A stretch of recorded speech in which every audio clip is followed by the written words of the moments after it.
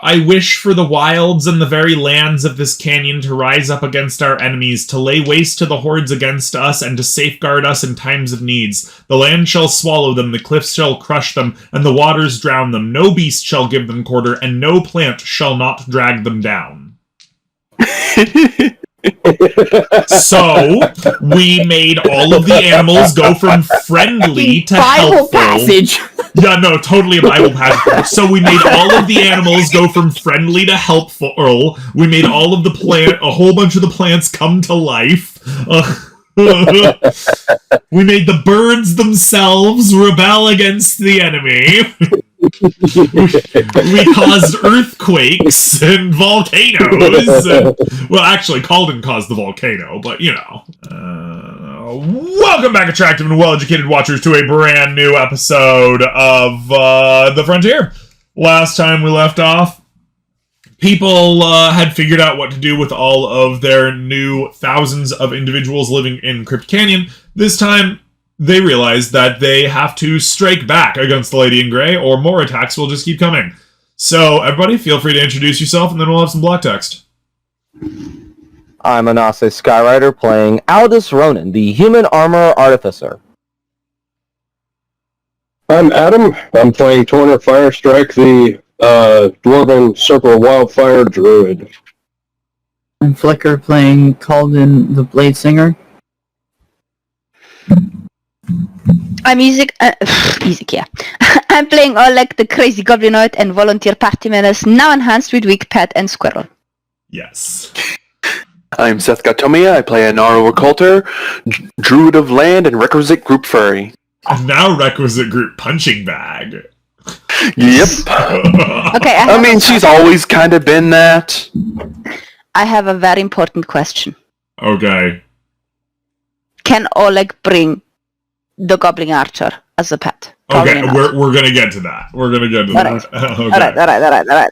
So, October 20th comes to you after settling people in, cutting down hilarious amounts of trees for lumber, and setting up houses for the many Goron and POW goblinoids that have ended up in your possession.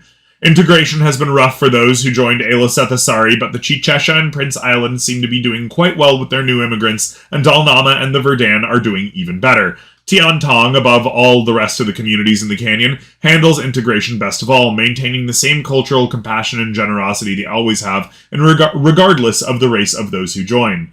The spoils of your battle between Crypt Canyon and the forces of the Lady in Grey are plentiful, as you have seen from the Treasury document, but now leave you with the reality that you must strike fast, or the Lady in Grey's forces will regroup and return.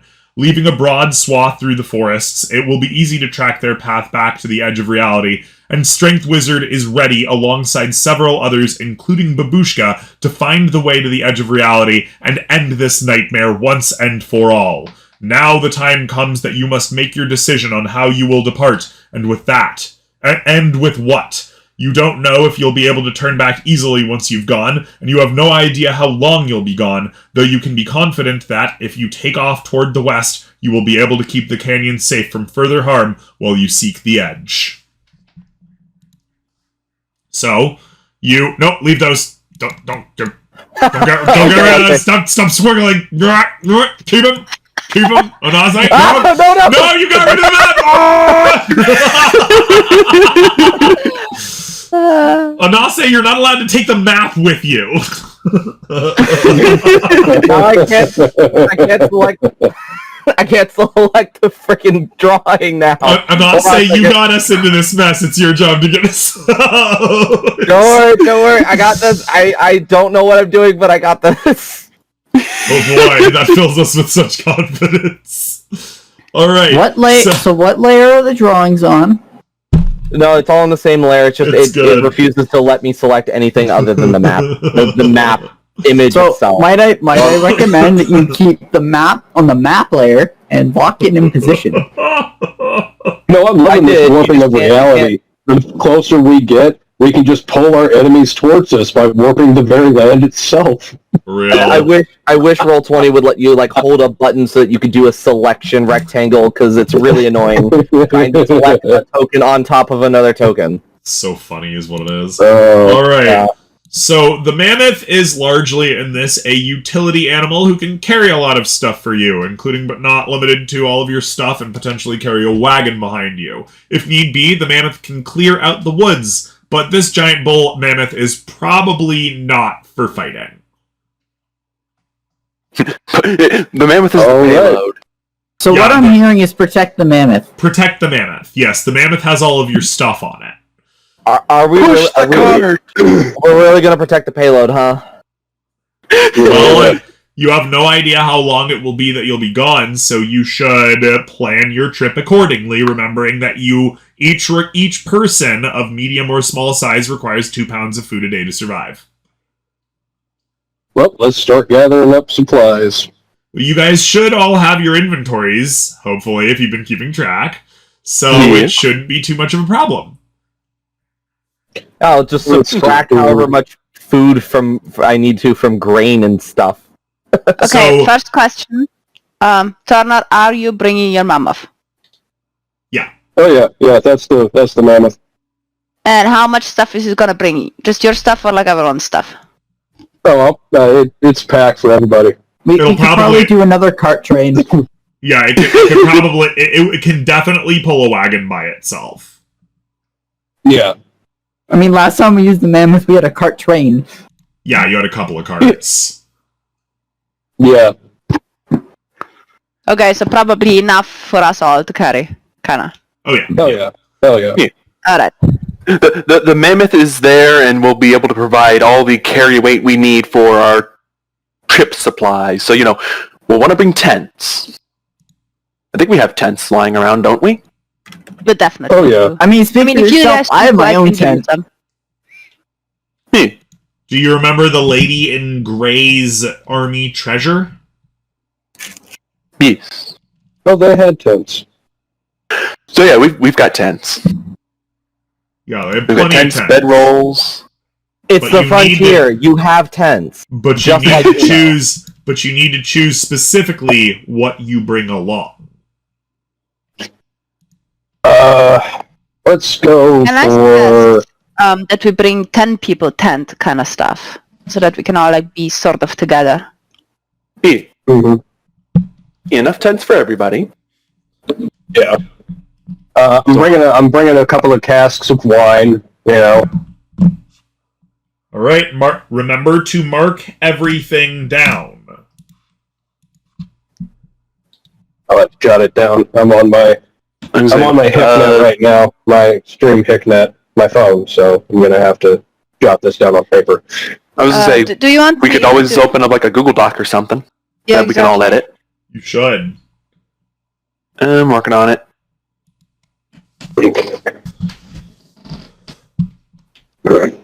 How many people are you bringing? How much I have a food? couple of handouts that I could just write this shit into. Yeah, a handout would probably be fine. How many people are you bringing? How much food are you bringing? What gear are you bringing? It will all be very meaningful. So if we did a handout, it would have to be a handout we can all edit, or at least see. Party inventory. I was that one's already pretty. Here, I got you guys covered. Party inventory. Just an ace can make a new one. Done. It's called Excursion. It's at the top of the journal. Everyone can edit. Alright.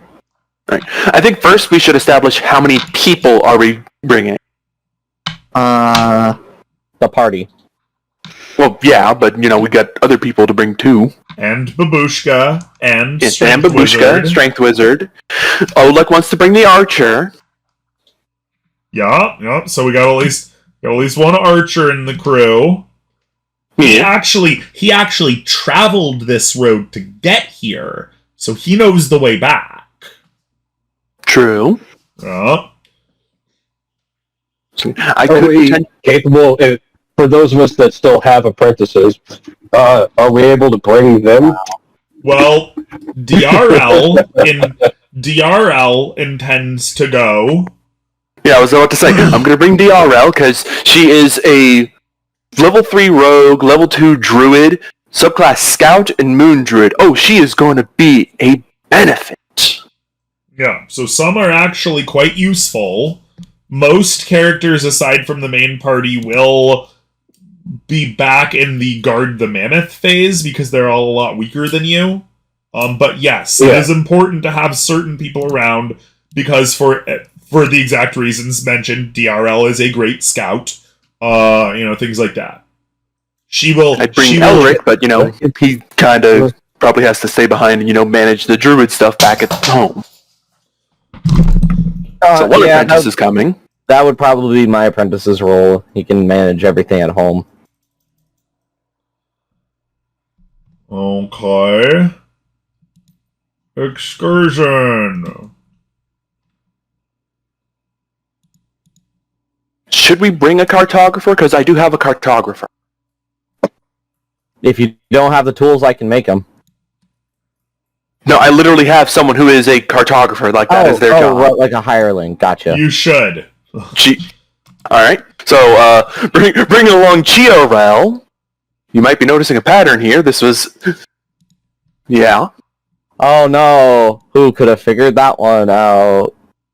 I will say Chiorel was kind of unintentional. The name generator I use does use Rel in a lot of it. So when I made the names, I was like, oh hey, this one's named Rel. Well, it looks like Gnarl's got another half sister. How many half sisters? Let's be real. It's just the end, Chia. No, let's be real. She has like hundreds of siblings. Yeah, but the ones that came with, it's only two: DRL and Chiorel. You know that they're half siblings because they have different first syllables to their names.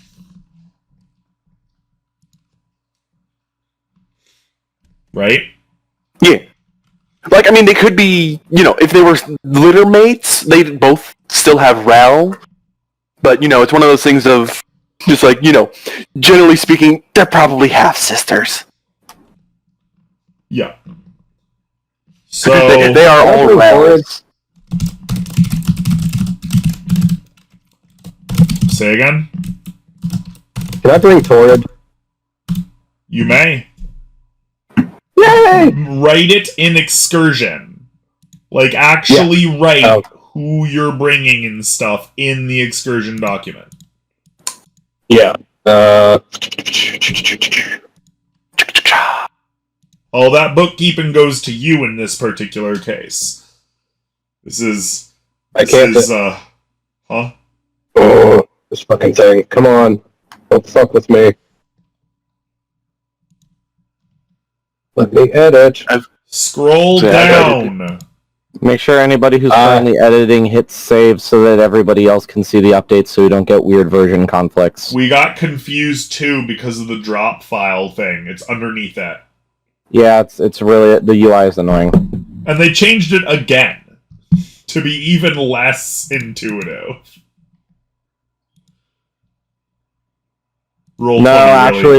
Actually, I think this is always how it's been. It's just been garbage the whole time. Alright, I've posted a Google Doc. Everybody can edit it. Well, we had the excursion handout.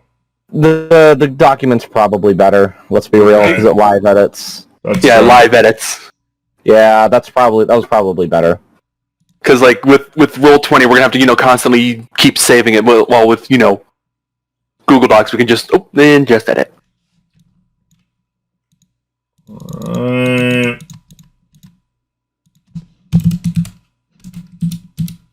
Alright.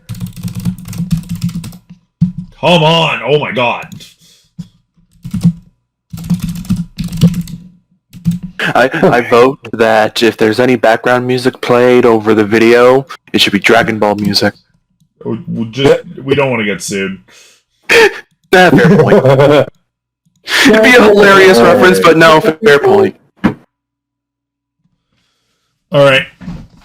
Yep. Who brings who? Write your name, write who you're bringing, all that good stuff. Trip to the West in general.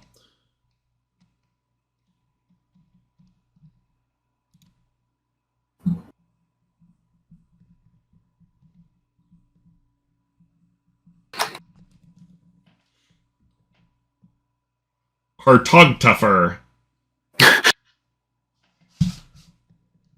I too am a cartographer. A cartographer?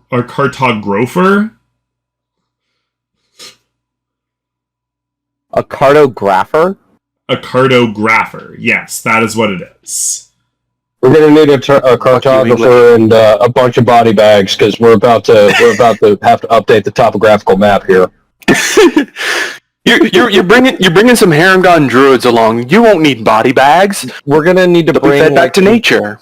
We're gonna need to bring like some accountants and scribes because we're about to update the fucking census. Oh my god! Fucking really? Holy! Do you have a moment to talk about our Lord and Savior, Chesty Puller? Sorry. As we kick in the door. Eset, do you have access to the dog? God damn it! Eset? I'm trying to do something, but I keep. There we go. Have we lost Eset? Maybe. We think we've lost Eset. Oh, we hardly knew you. She has mic issues. She's gone. She died. Oh, gracious. But would it really be a Sunday afternoon Dungeons and Dragons if she didn't have mic issues? Calden, we're not talking about Calden and Starwing. We're talking about other people. That's it. That's all I'm bringing. You're not bringing That's all I have. anybody Bring else. yourself in Starwing. Clayton brings Calden and Starwing. Got it. Calden's Now we need to learn who taller Clayton twin is. brother, Clayton. It's just Calden with a mustache. He's absolutely evil. Wait, we wouldn't be able to tell he has a mustache on because of the hat. It's really, instead of having a hat, he has really long emo bangs that cover his eyes. We were thinking hyper bushy eyebrows, but you could never tell because of the giant hat. Is anyone else going to want wine? No. Alright, so it's 4 Corner for over me and here. none for everyone else. This is water! I did not ask for water. I asked for something to drink. Yeah. 6 casks. Let's move it up to 6 casks. Oh my god. I was gonna say, I have a supply. I wrote a supplies section. Oh, well, fuck. I can move it. Well, we know what I'm bringing. Do Make not sure to say get the 2 essentials. weeks. Do not say 2 weeks worth of rations. Actually put, like, ration X number. If you're using rations. Yes, we know, it sucks. Let's see here. So, A ration is 1 day, so you're talking for 2 weeks, that's 14 rations. I put X worth of rations. I don't technically have like a conversion of our foods and stuff into rations, so I'm basically just saying however many pounds of like grain and shit that I need. But I haven't updated this document in a while. It would be a combination of meats, cheeses, and shit, but I also don't have a how much meat am I getting from slaughtering all the wildlife either. Should have been paying attention to that, guys. Oh yeah, DRL's gonna be a good hunter too. So you want the rations by the day. A ration is a day. Alright, so let's go with I'm bringing rations for me and my apprentice, but I'm like going to be providing for everyone else too. What are we going to be doing? Are we each bringing our own, or we communion?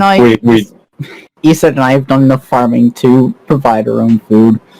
We can bring rations as well. I'd say each of us bringing different kinds of rations would just be, give variety to what people have to eat. But that's really about it. There we go. Do you mind if I do specific food number bookkeeping after the session, and then I just write down like 2 weeks worth of mixes of foods? Is that all right? We kind of do mind, actually. Fuck. Oh no. You're supposed you do not prepare for an invasion after the fact. So, just how much food can we bring? A lot. We're bringing a mammoth to haul this shit. You have a mammoth and a couple of wagons and donkeys and all that kind of stuff. You can bring quite the supplies, but you have to list them. Flicker, 24 times 15 times 2 times 2. If you guys end up rolling out to some old ruin and you can't get into it, and you're all like, oh man, we need a crowbar or whatever, if you did not bring a crowbar, you do not have a crowbar. Okay. Oh, shit. So, how do you guys feel about bringing like 1,000 pounds of food? Yeah, I was gonna say we should probably bring at least a month or two worth of food because we don't know how far we're gonna have to go. Listen, I alone have enough food that we could fill the fucking wagon. Well, almost overload the mammoth, and we can just throw it off if we need to drop weight. That number, the 1440 in pounds, that's sprinting speed mammoth carry weight.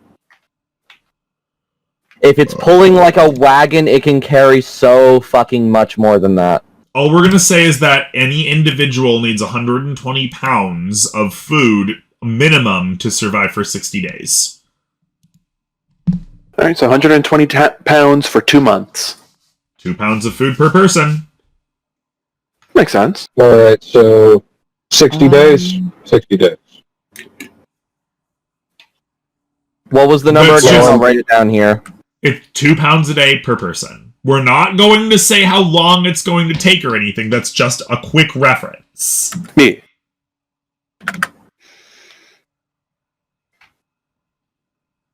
So we'll do 60 days to cover myself and, on my part, me and Torrid. So 60 days that I'm contributing for the rations. You guys have your own food stocks, you said. Me. I was gonna say, how about all of us just contribute 60 days worth of ration? Can you hear me? That worked. Yes, we can We hear can you. hear you. Alright, awesome. So how many days of ration? 2 need a- pounds per day per person are required. So So for 2 60 months- days would require 120 pounds of food. We're not Yeah, we're- saying that your trip is going to be a 60-day trip. That's just a reference. Me. Do not And plus, attach yourself to that number, please. And I was gonna say, and along the way, we I'm bringing- can, gather and hunt and stuff, Yeah. extend our ration. That's true. We could just do 1 month. 60 pounds of I'm food. bringing 30. The weight that Can I'm I accounting suggest for is 30 days. Yeah, sure. 2 pounds of food. Does it change how many pounds you have depending on what kind of food you bring? Or is that irrelevant? 2 pounds of food. Okay. Irrelevant. Other question, At would it make least for sense? mechanics' sake, yeah. Would it make sense because some of us have like this watery stuff, this this jug that can produce a lot of water. So basically we need only food. Oh yeah, alchemical jugs. We should probably bring those.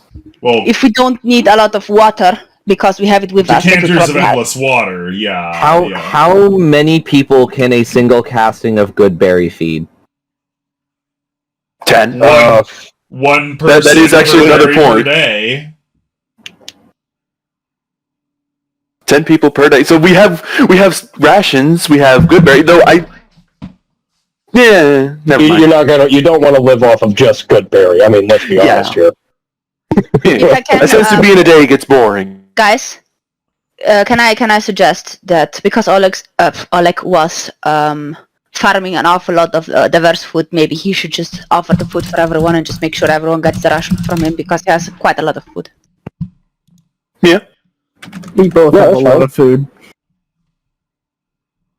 The ration count that I'm putting down is so that I know that me and Torrid have 30 days worth that we're accounting for actively on the document. Can I mean obviously nutrition and that kind of stuff does not really work. It's just like pounds of food and stuff. For such a short... Yeah. You're not going to be spending years out there. So yeah, no, as long as you get your daily calories and a modicum of your nutrients, like the general assumption is that you'll be getting 1 pound of meat and 1 pound of bread a day. Do you Which get will- bonuses if you bring kinds of food that alter, the mood, like, moral up, +1 moral if you bring happy cheese? If you decide Or to wine or bring... beer or something? If you decide to bring alcohol or happy cheese or whatever, that will... when you use it, Up morale, yes. Awesome. Because soldiers just love to get Oh, I drunk gotta a couple take care nights of before something. battle. I'll be back. Yeah. Alright. Alright, how do you guys feel about me bringing 250 pounds of meat? Dried meat. It's a lot of meat, but yeah, you can bring No, it. it's not. That's not a lot. It's not a lot of meat. Not compared to what I have. I mean, yeah, compared to what you have, yeah, I imagine it's not a lot, but for one thing, yeah, that does seem... Nah, no, I'm just If we're gonna divvy this up, I could bring like a fuck ton of wheat bread in the form of my pounds of wheat grain. Do we have veggies and stuff that we bring? Like, if we have compost and stuff, can we feed animals? Like, for example, chickens with the compost we have, or do we have to bring feed for the chicken? You can... they can graze. Most of your animals can graze. Especially out here in the verdant west.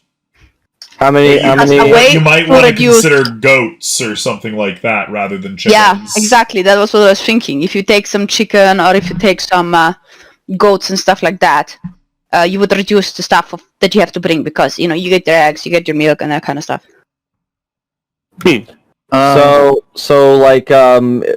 Since not all of the daily food is grain, something like 4 people's worth, but spread amongst all of our food, so like 240 pounds of grain in the form of bread. Remember that you 5 people aren't the only people going. Yeah. How many more? Oh, I was ballpark because we're not. It's not. You're eating other things, not the bread. I'm ballparking a number. Who's bringing who first? Right.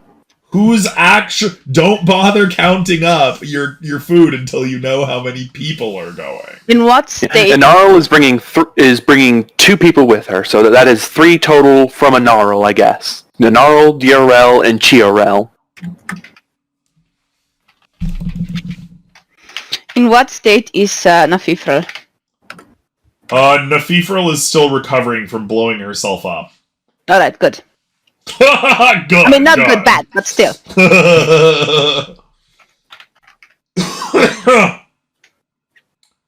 Nutella's intake of food is so minimal that it won't matter. Splika's intake of food is non-existent. Yeah, but still they have to be on the list. That's true. Alright, turret gold back. 2 seconds. 9, 10. Did we switch him? We haven't switched him as subclass to the totem. Official. Torrid? Yeah. No, strength wizard. He's a muscle wizard now, remember? Oh yeah, he is a muscle wizard. That's right. He genuinely believes that he is a powerful wizard. Yeah, that's right. He does. He does. Have I been trying to tell him that he's probably pestering you for papers? Let's be honest. He's probably at this point replaced his weapon with, or he's started to inscribe his spells onto his fucking hammer. That would be pretty cool. Shy. Oh my god, yes. Question. Starwing's intake. Minimal. What do we count? Minimal? Alright. Hey, Starwing is even pound heavy. Yeah, so we have 10 people plus whatever all this brings. I'm not bringing anybody. Alright, we have 10 people. You guys are covering the bases. I kind of actually don't really need to bring anybody. I can't think of anything I need. I feel like someone's missing here. Oh, Calvin. Flicker, your stuff has disappeared. Yeah, also, wait a sec. Aldis has no one to bring? What's going on here? Well, I mean, I don't, like, when I set up my character, I didn't take, like, cartographers and things like that. Would have been a great idea, a year and a half ago. But, I don't really have anything to bring. I mostly have, like, laborers and dwarves who are able to do the laboring, and, I could bring an animal herder, I guess? But we have 2 druids in the party. Are you bringing anybody? I can't, Calden, yeah. I know. Okay. Yeah. That's all we need to hear. Thank you. Yeah, I'm not the only one. I'm not the only one bringing one. I am gonna look if I can bring someone else. Let me have a look. Hey, Adam, what level is the apprentice? Are you bringing the apprentice? 5? Yeah, he's level 5. We They had put 6. talked at the end of He's level the... 6 now. He's level Oh. 6? Shit, I never leveled him up. Fuck. Because he's 4 levels underneath you. Yeah. When Yeah. you were Well level then, 5, they Right? were all Yeah, level it makes 1. sense. Well, then I have a lot of Path of the And- Muscle Wizard features to add to the sheet. Oh, God. Oh, God. Yes. Don't worry, I have the document. I have the fucking Can he cast his spells? Can he cast his spells when he's raging? Of course. Of course. Yeah. His rage is what gives him the ability to cast his spells. He just His gets glorious maintain muscles. concentration, I think. Please update this. I want to see this. I don't care about the Totem Warrior path anymore. I want to see this shit. It just occurred to me that now that I'm learning Baldur's Gate modding, I could make this fucking subclass. It's possible. I God. could actually do it. It's a surprisingly reasonable subclass, actually.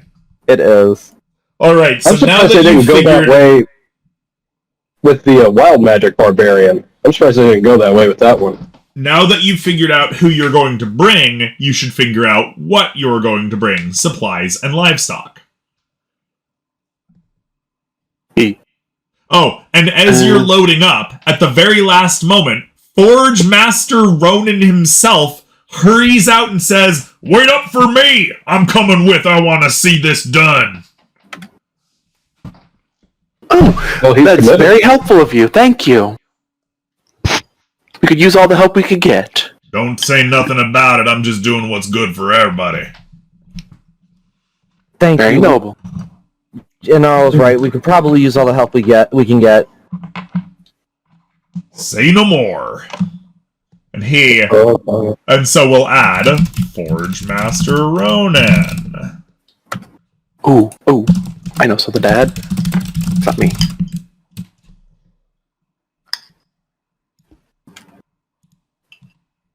I am adding your cantrips to your sheet. This is unusually hilarious to me. Well, they are. This feature is literally called cantrips, so I'm adding your cantrips. Oh god. And then after that, I'll add your spells, since you're 6th level. All we have to say is that one of those is categorically magical. One of those Oh, God. is exactly as magical as Strength Wizard claims. You know which one it is? Is it where he pulls a shield from nowhere? It's where he produces Yeah. a shield from nothing and then has a shield. A physical, actual fucking shield. The guy pulled that shit out of his Charles Atlas leotard, where he could not have possibly been hiding it. When you get a chance, would you be able to put that token out too? I can't reach it. Yeah, no worries. I figured I'd have to do Thank that you. one too. Awesome. I'm just, I'm fixing the formatting so you can actually read the sheet. Okay. Yeah, because I want you to be able to, read them so that you know what they do. Since I'm sure you haven't read this document in a long time, if at all. Oh, it's been a minute. Unarguable wizardry. Unarguable wizardry. You just get free rages if people were to dare Oh, to God. reply. I don't even know how I don't think it'd be possible, but I damn sure would try to build that into Baldur's Gate 3. I don't know how, but I would try. One free round of rage.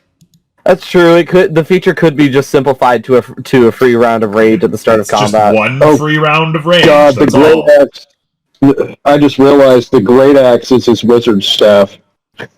Love it. Love it. We love it. It's beautiful.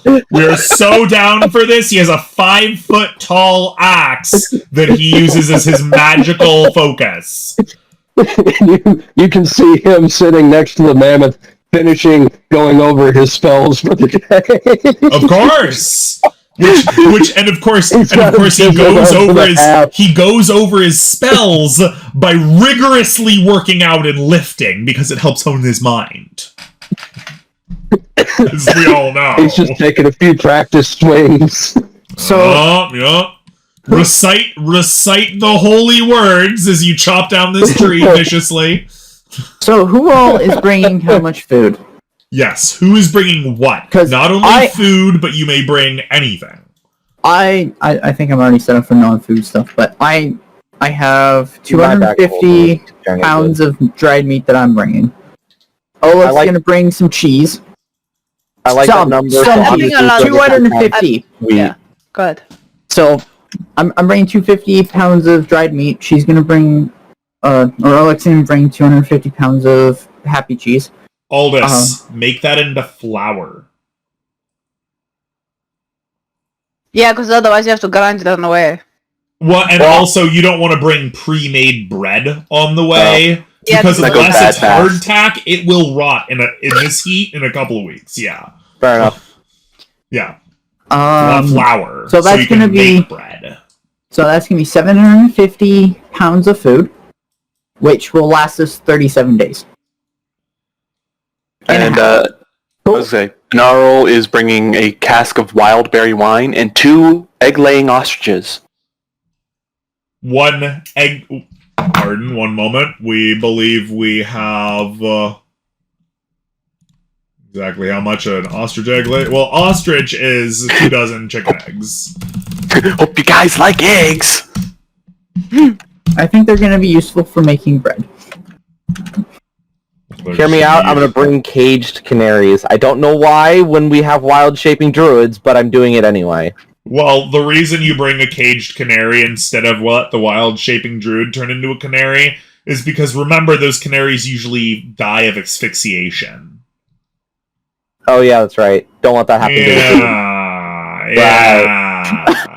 If we find any goblin mines, the canaries have got this covered.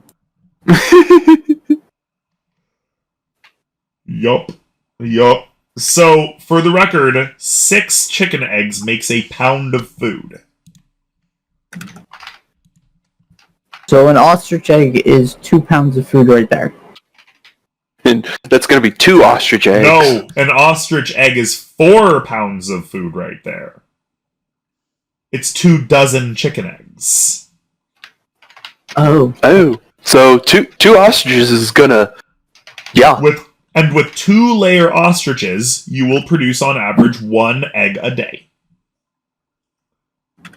Yeah, 4 pounds of food a day just from the ostriches.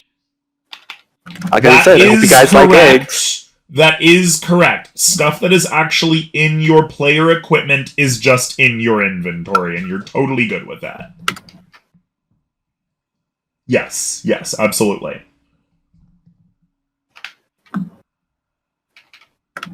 Alright. We love that the dairy portion of this, is fucking straight up hallucinogenic. Walking through the West, tripping face on this, like, drug cheese, being like, so is reality warping, or is this the cheese? Oh, like, over here, like, no, it's cool, man, it doesn't really matter. It's the same either way. Yeah. 6 in one, half a dozen in the other, right? Anybody else feel a little weird, like flat or 2-dimensional? What the fuck is in these drinks? Dude, am I playing in third person? Nah, man, it's just the chaos. Embrace the chaos, Just the chaos, man. Gonna bring along 2 cauldrons, because, we gotta have some stuff to cook this stuff in. Yeah. Oh shit, yeah. As we said, we're glad you brought that up, because if you were out on the wild yonder and you were all like, oh yeah, we're gonna cook I mean, stew. I have an iron pot. In your inventory? Bag of holding. I can make It's been in my bag of holding the entire time. Been there the whole time. Still gonna bring 2 cauldrons. I have cook's utensils and can make any tools. Oh yeah, Gnarl's gonna be able to definitely cook up some meals, because she's a cook. Yeah. If you want a good laugh, look at my look at Starwing's inventory, Shy. There's a lot in there. We don't know what's in Starwing's inventory, but it's all good. Why does Starwing have a lot in her inventory? Because I'm using that to keep track of how much weight is in my bag of holding. Oh, okay, that makes sense. Because obviously she can't even carry a bag of holding. Yeah, she can't carry a bag of holding. She can carry, I think, all of 14 pounds. How could... She doesn't even weigh a pound, though. That's how the fucking encumbrance works with her strength score. I don't know. Is that like the max carry, though, or is that... She's a tiny creature. She can't carry the same way that was after factoring in the tiny... Well, that's ridiculous. It is. Let's worry about that later. Okay, so does everybody have all of their supplies? That includes livestock, tools, Not yet. tents, etc. Yeah.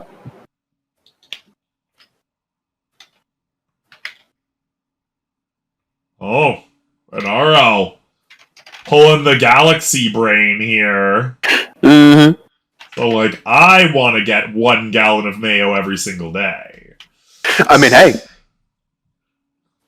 That would actually be useful for flavoring things up. 1 alchemical jug can produce 1 gallon of mayonnaise every single day. How much mayonnaise? I was hoping for one of the ridiculous conversions. Oh, it creates 2 gallons, not 1.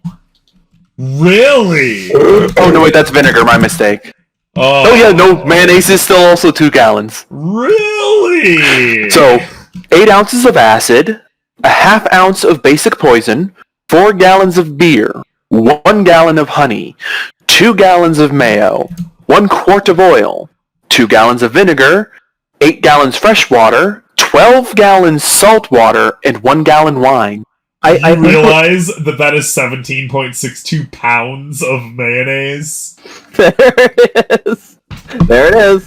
All right. So I think using the alchemy jug for 36.3. That's 36.37 metric cups of mayonnaise.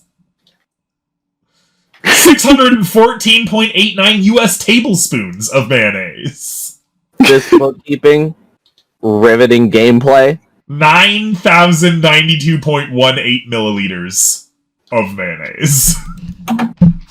This is how accountants play D&D. Let's welcome to science communication class. I will actually grant that this is a lot closer to how they used to play. Fair enough. Because it used to actually matter how much crap you brought along. It really did. Especially in the 3.5 survival supplements. I'm talking older than 3.5. Well, yeah, but the 3.5 survival supplements got crazy. Seth is going for preparation. Yeah. Good. Yeah, I'm looking through the party inventory and going like, okay, what would be good to bring from here? Yeah, I'm having it second on my own dock, and then eventually I'll copy it to the other one. Oh, I'm double checking my inventory for stuff. I might as well. We're... Crowbar. Never know, we're going to need a nice solid piece of metal to just break things. I got 2 of those in my bag of holding. I think I also have one. Oh, might want to put it on. In your bag of holding, never mind. Maybe 1 antitoxin for the people in the party who are not druids. Everybody knows that poison ain't shit. Yeah, we have druids who can cure those. Let's be real. I'm just sorry, wrong game. On Pathfinder, a Saturday morning Pathfinder, only once has anybody not rolled a critical success against poison or venom. In the entire game. For months now. We fought snake people. We fought horrifying poison-spitting monsters. We fought chimeras. We fought devils that stab you with poison weapons. We fought giant spiders. We fought anything you can think of that poisons you and more. And only once has anybody in the entire party not rolled a critical success. Just... that poison ain't shit, man. The party's motto is, that poison ain't shit. It's It can't be a flaw in the game design. It has to do entirely with rolls. We have plenty of critical failures other times. Just, nobody in the game has ever failed against a poison. If Flicker when Alda spends 10 turns incapacitated by a wisdom saving throw. Yeah, that sounds about right. Flicker when players succeed with good rolls. That's a flaw in game design. No, I'm saying that's a flaw in game design if for months you have not failed. How heavy Except is for the once. cat food? No, we have I would also say that it's a plenty flaw of in game design that things. all this failed 10 times in a row. No, but then you weren't listening. We did fail. We even critically failed at plenty of things. Just never has any poison come up at any point when people have not rolled a natural 20. That has nothing to do with game design. Literally nothing. It's all luck, baby. Yeah, that's 100% luck. It has All right. nothing to do with the game design. Yeah. Did anybody remember to take any tankards? Because I'll be taking a few of those. That would be a good idea. I have a tankard and a cup and a couple buckets. Awesome. Drinking ale from a bucket. Let's fucking go. Oh no. This is how dwarves drink. Those buckets, you wouldn't want to drink out of those. Oh, Black water, gray water, clear water. understandable. Yeah. Man got the fucking toilet set. He's real though. He's real though. No, he's absolutely right. You wanna Wait, where are you keep your keeping buckets those separated. buckets? You want to? Bag of He's holding. keeping them separated because you got to keep them separated. Well, they would be prestidigitated clean before going into the bag of holding. Okay, but, I was about to they're say. still, it's still just like, no, that one's clean, that one's gray, that one's Yeah. black. Even though they're clean, keeping them, different. Probably for the best. So, like, I could stack them on each other, and it wouldn't actually go wrong. It's just you want to keep them clean. All right, it's looking like y'all have got a fairly impressive little supply train there. Are you accounting for Forge Master Ronan Aldous? Is he? Oh, coming yeah, with because us? I have the one back. Yeah, we told you make it he's two coming of with you. He those. came at the last moment. Yeah, then make that two. I mean, and one backup, so yeah, 2 and 1 backup. There we go. All right. Is everybody ready? No, not yet. Sorry about that. Okay. No, that's fine. It's totally fine. I was say, can I go get my staff? Yes! Sorry. So you go off to Crocodile Island, and you find on Crocodile Island in RL, because this is your mission and nobody else's. There's stupid Crocodile Island shit. And you find that Crocodile Island is now covered in over 1,500 Garan and Leshies. No spiders, though, interestingly enough. And several dozen crocodiles sunning themselves on the land. As you come up, one of the crocodiles says, "Oi, I don't want no more trouble, okay?" And you recognize him as one of the crocodiles that got hit by a lightning bolt when they stole Torner's staff. Yeah. Well, Inaro did heal him afterwards. But yeah, I can see. I come alone. I just want to speak to your leader. Apparently, I've been told he has my staff now. Everybody wants to talk to Torg. Everybody's busy now. He's busy setting new people up. I see. Could you Sounds tell me like where he's he asking is? for trouble. Why should I tell you where he is? What do I get out of it? You possess my property. You get to live. He doesn't possess your property. He's once again just some random bystander that you're torturing now. Embrace the Torner. Embrace the Torner method. What, are you gonna hit me with another lightning bolt again? Oh, I see how it is. Oh, mate, No. come on, let's go. Let's go right now. You and me, let's go. I do not plan to bring you harm, Yeah, that's Call what lightning. I thought. but please, I need to get my staff back. We are about to leave. You are due do you know of the battle that just recently happened over the cliffs over there? Oh, I'm familiar. We got refugees over here. Yes. We're going to, stop that at the source, so they don't come back again. More of that's going to happen if I don't get my staff. Roll If I don't get- persuasion. If I don't get my persuasion. staff, I'm working on... there it is. All right. He's at the center of the island, normally in a big hut made of wood and sticks and stuff. Thank you. As she passes, she's going to, pat him on the head and go on her way. He'll snap at you as you pat him on the head. Oh. Rude. Do you just go up to random people and pat them on the head? Yes. Rude. She was thanking him. I'm sorry, when Bunny says I'm giving you head pats, you squat. Well, I mean, he's already laying on the ground, so... Phrasing, please. Anase. Phrasing. Oh my god. So, anyway, moving on past that, you find your way toward the center of the island. There are mostly Garan just wandering around, milling about. You find a long line of Leshies and Garan at the center of the island outside of this hut. It's more of a hovel, really. Kind of a. Well, you ever seen like a little survival shelter, like made of sticks that are all leaning against each other and covered in moss? Mm-hmm. Yeah, it's kind of like that. It's really big because he's really big, but it's kind of like that. Yeah.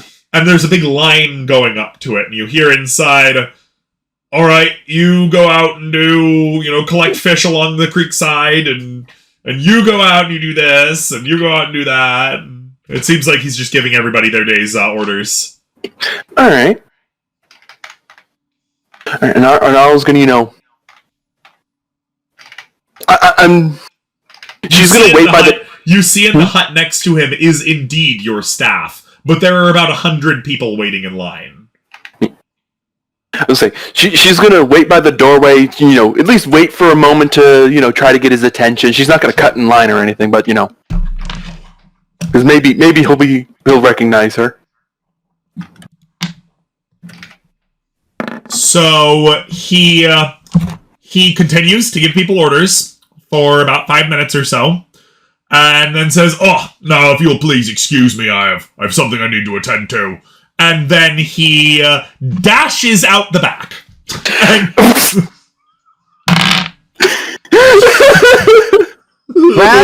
grab the staff and leave. It's not your fucking problem. With the staff on his back. Oh my goodness! How fast can he run? One moment, we have to look up the giant crocodile stats. Hey, Gnarl, did you prepare Hold Monster? He runs at 30. Alright. Well, seeing as he has decided to dash off, Gnarl's gonna hop on her broom and chase after him. He's running. He can dash goes at faster 50. Oh, than that broom. Sorry, it's Morg, not Torg. I was gonna say, the broom goes at like 50 feet per move, so if I dash with it, that's 100 feet. You can't dash with the broom. You cannot dash with the broom. Oh, I thought you could. Nope. Well, I guess she'll have to beat foot then. You can almost keep pace with him. Actually, you're much faster than him, because what you can do is, as long as you have a movement speed, you can use your bonus action to hop. Yeah. So yeah, she's gonna have to beat foot after him. She's gonna start by making a hop and then running when she lands. Hit the ground running. Nice. Okay. So you will quickly catch up to Morg as he's approaching the shore, and he says, "It wasn't his. I promise." That one's mine. She calls out. You were dead. You died. Yes, but I got saw your better. body. It didn't take. No, you haunted me! You haunted me! Get away, ghost! I'm not a ghost! But you will be if you don't give me my stuff back. Try Roll a deception. Or not a deception, a persuasion.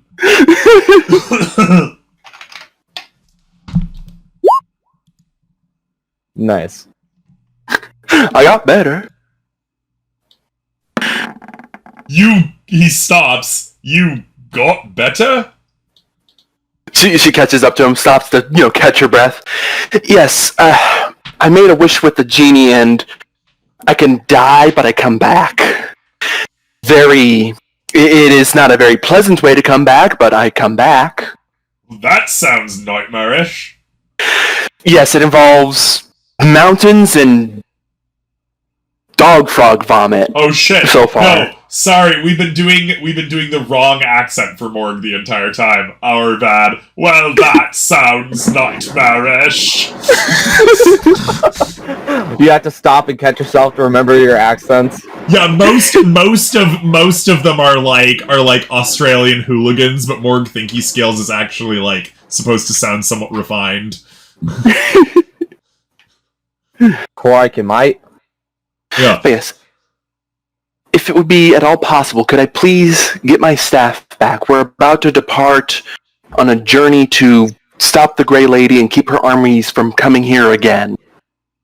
But I am trying to bring my people into the fore. I need this for my authority.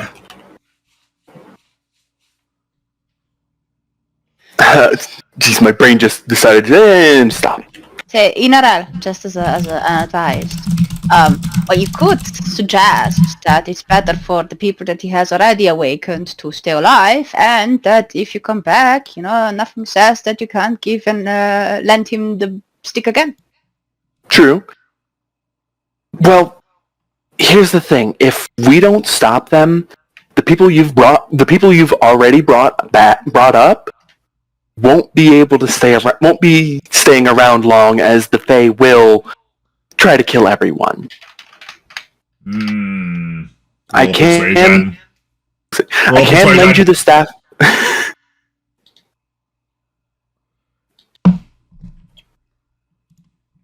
You just refuse to roll low. Mm-hmm. Then if you return, I shall be able to use it once again? Yes, I can let you use it again, and someday I could maybe make you your own. A great stick for the crocodiles. Yes, but I will hold you to it, Queen. Of course. If you do not, let it be a mark on your honor. Of course, I will keep my word. And then he will gladly give you your staff back. Thank you. She'd try to pat him on the head, but, he's kind of tall. She will give him a bow, of course. And with that, you have your Staff of the Woodlands back. Congratulations. Woo! Anybody need to do anything else before your trip? I would just quickly copy in what I have, and then we can go. Excellent. We're just gonna populate the field. Alright, let's see. Really? There are no ostrich tokens?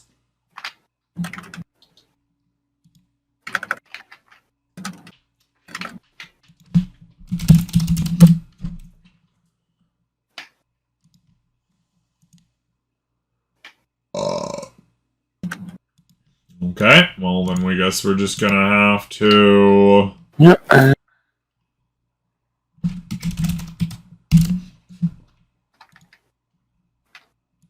Boom.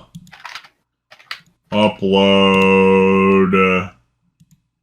Ostrich. Alright. Oh, that's actually a good idea. And...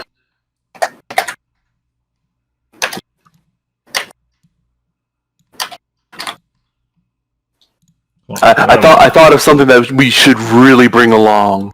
Rope. I got that. Yeah. Yeah, I saw chain in my inventory in my my settlement inventory. I'm like, I bet you Flicker has like 700 feet of rope. I'm not gonna bother. It's 300. Oh, it's only 300 feet. I'm sorry, my mistake. Only 300 feet. Well, I'm bringing an extra 100, and I'm also bringing 10 lamps. Actually, I think it's 350 because I have a 50-foot section of knotted rope attached to my grappling hook.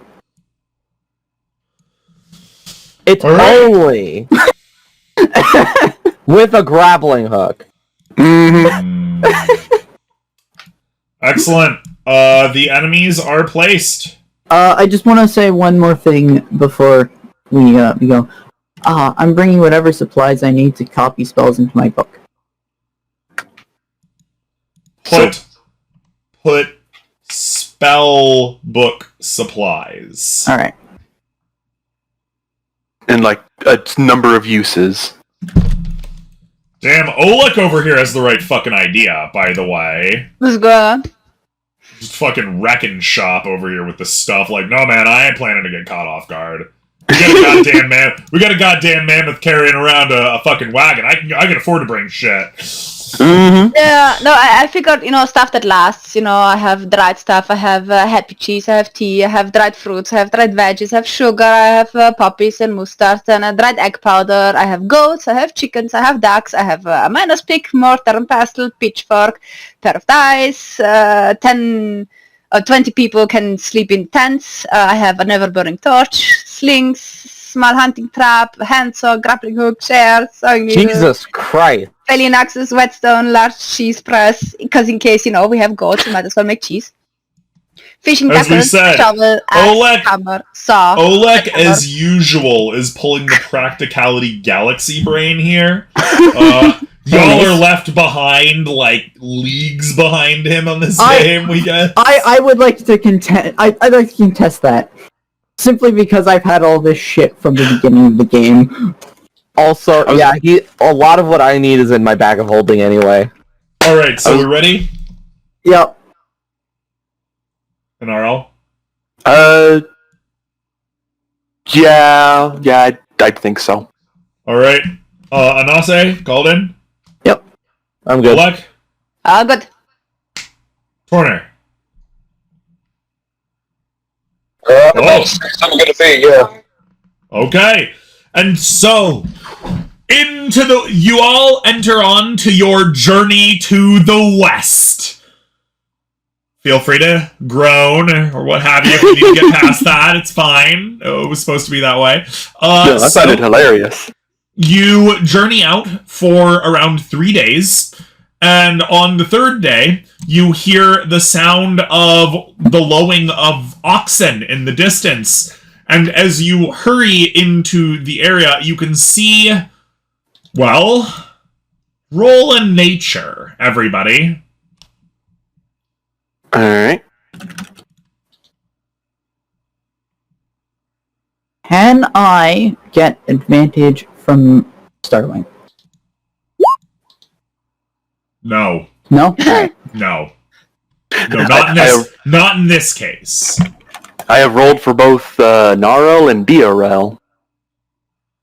Okay. When you Fair. add the NPC name to the templates. You should not have DRL in this fight, though. Oh, alright. A fight? Oh. Who could have known that was coming? So, Anase,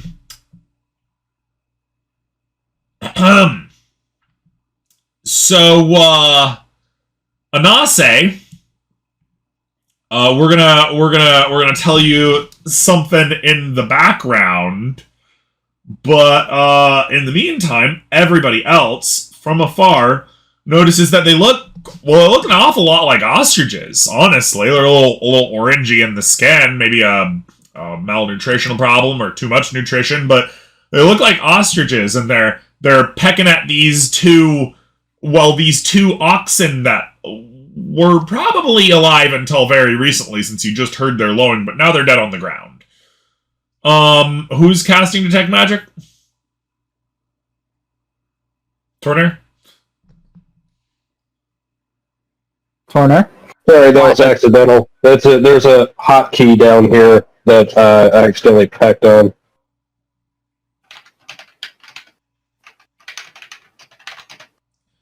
And Accidental spellcast. and you'll notice on the road in front are a few dead animals, a couple of beasts of burden, and toward you can just barely make out there appear to be some like dead apes or something, like chimps or something. Oh boy. Around the dead bovids, the oxen that the ostriches are pecking at. Oh. Yeah. So I think Calden would be riding his There's something strange about the ostriches.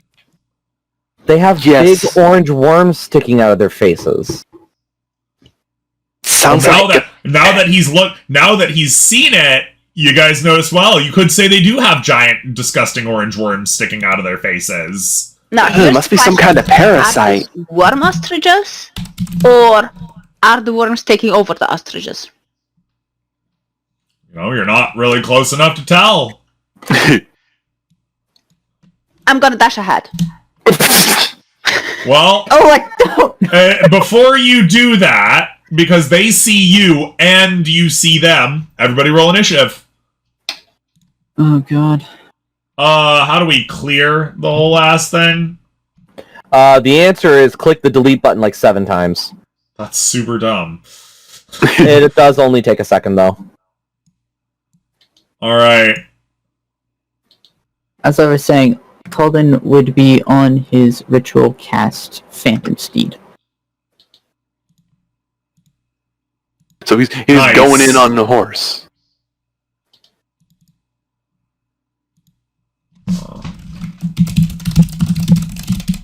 Gives him fuck all for initiative, apparently, but... So, Anarel, interestingly enough, you actually know more about these, or at least you thought you did until, you saw them pecking at oxen and stuff. These are simian ostriches.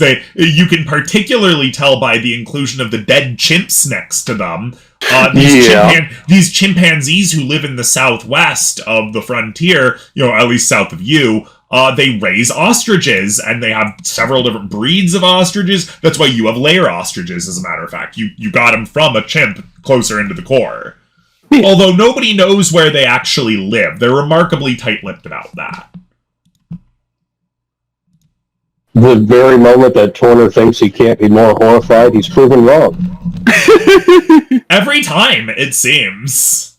I think I've seen all the Every horrors of time, the just frontier. the wildlife on the frontier alone is going to give this man PTSD for the rest of what remains of his life. Oh, yeah. Oh, yeah. Well, at least that's not very long. Maybe. Alright, how do we sort? There we go. Excellent. Awesome. So, these things go and look at you and then start wobbling around, and you think they might be hostile. Aldous, it's your turn. How far away are they? Very far away. Quite far. Wait, I see them on the map now. Okay, Yeah, I have there? things in the way. 185 feet away from you. I can move 30. 170 feet away from you for the closest. That's too far. Alright. I'm going to move forward and prepare to cast Firebolt at the closest one that advances towards me. Okay. I'm going my turn from there. Alright. So, that would mean it is the ostrich monster's turn. And they see you, and they flare their wings out, and they wiggle around a little bit, and then they go racing after you.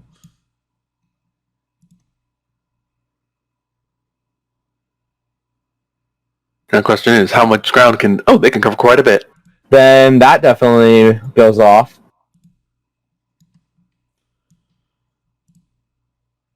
Seven fire damage. 7 fire damage. Let's just look at their... That does hit. One moment, we also got to give them hit points. Just Yep. give me a second. Sorry about that. We'll get to that pretty fast. Don't shop and shop and. You know, I think all this has the right idea on killing with fire. Yeah. Just kill him with fire. Just... These things are clearly possessed by some kind of parasite. We need to kill them with fire. Now that they get closer, you can see that there are, as a matter of fact, large, bulbous, orange, fleshy worms hanging out from off of their cheeks and face. I think I remember seeing a picture of these. I would also like to point out this is the first time Aldous has cast Firebolt. He is clearly copying Calden. Nice. It's copying Calden. You all are just copying Turner. Yeah, anybody who does things with fire is just copying Turner. Okay, I'm the OG in this group. You don't come at me with that weak fire. It's an imitation. And you hear them go, "Ah!" as they run out over the cliff sides and down the path towards you with death in their eyes. There's more of them. And now it's Oleg's turn. Oleg, these giant, horrifying-looking ostrich things with grubs hanging out of their cheeks are running towards you hungrily. They crave flesh. Doesn't seem to be chaos-based, though. Just seems like a really disgusting big-ass bird. I mean, I could feed them. But then again, they're attacking us? Yeah, they don't really look... They look like they'd rather dine on you than with you. Yeah, and also, like, clearly, you know, they're sick. I don't want them next to my food. Right. You probably don't want to eat them either. No. Yeah. Bit unappealing, you know? And you have 2 ostriches in your group. If they're sick, you don't want to get whatever they've got on your ostriches, right? Mm-hmm, Yeah, exactly. Definitely. We should definitely clean ourselves after we dealt with those, just in case. Logically. Oh, like, once again, here with the galaxy brain. You know, the guy who tries to, you know, climb into the edge of chaos. I mean, come on. Galaxy brain. Alright, gosh, yeah, what am I doing? Let me see.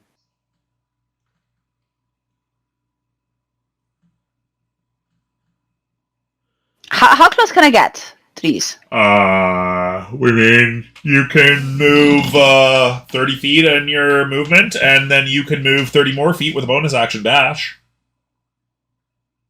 The nearest one is 90 feet away.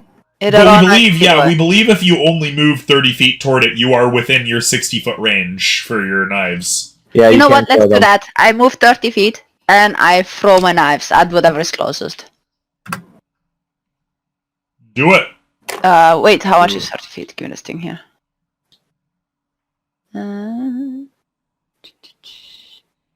Yeah, alright.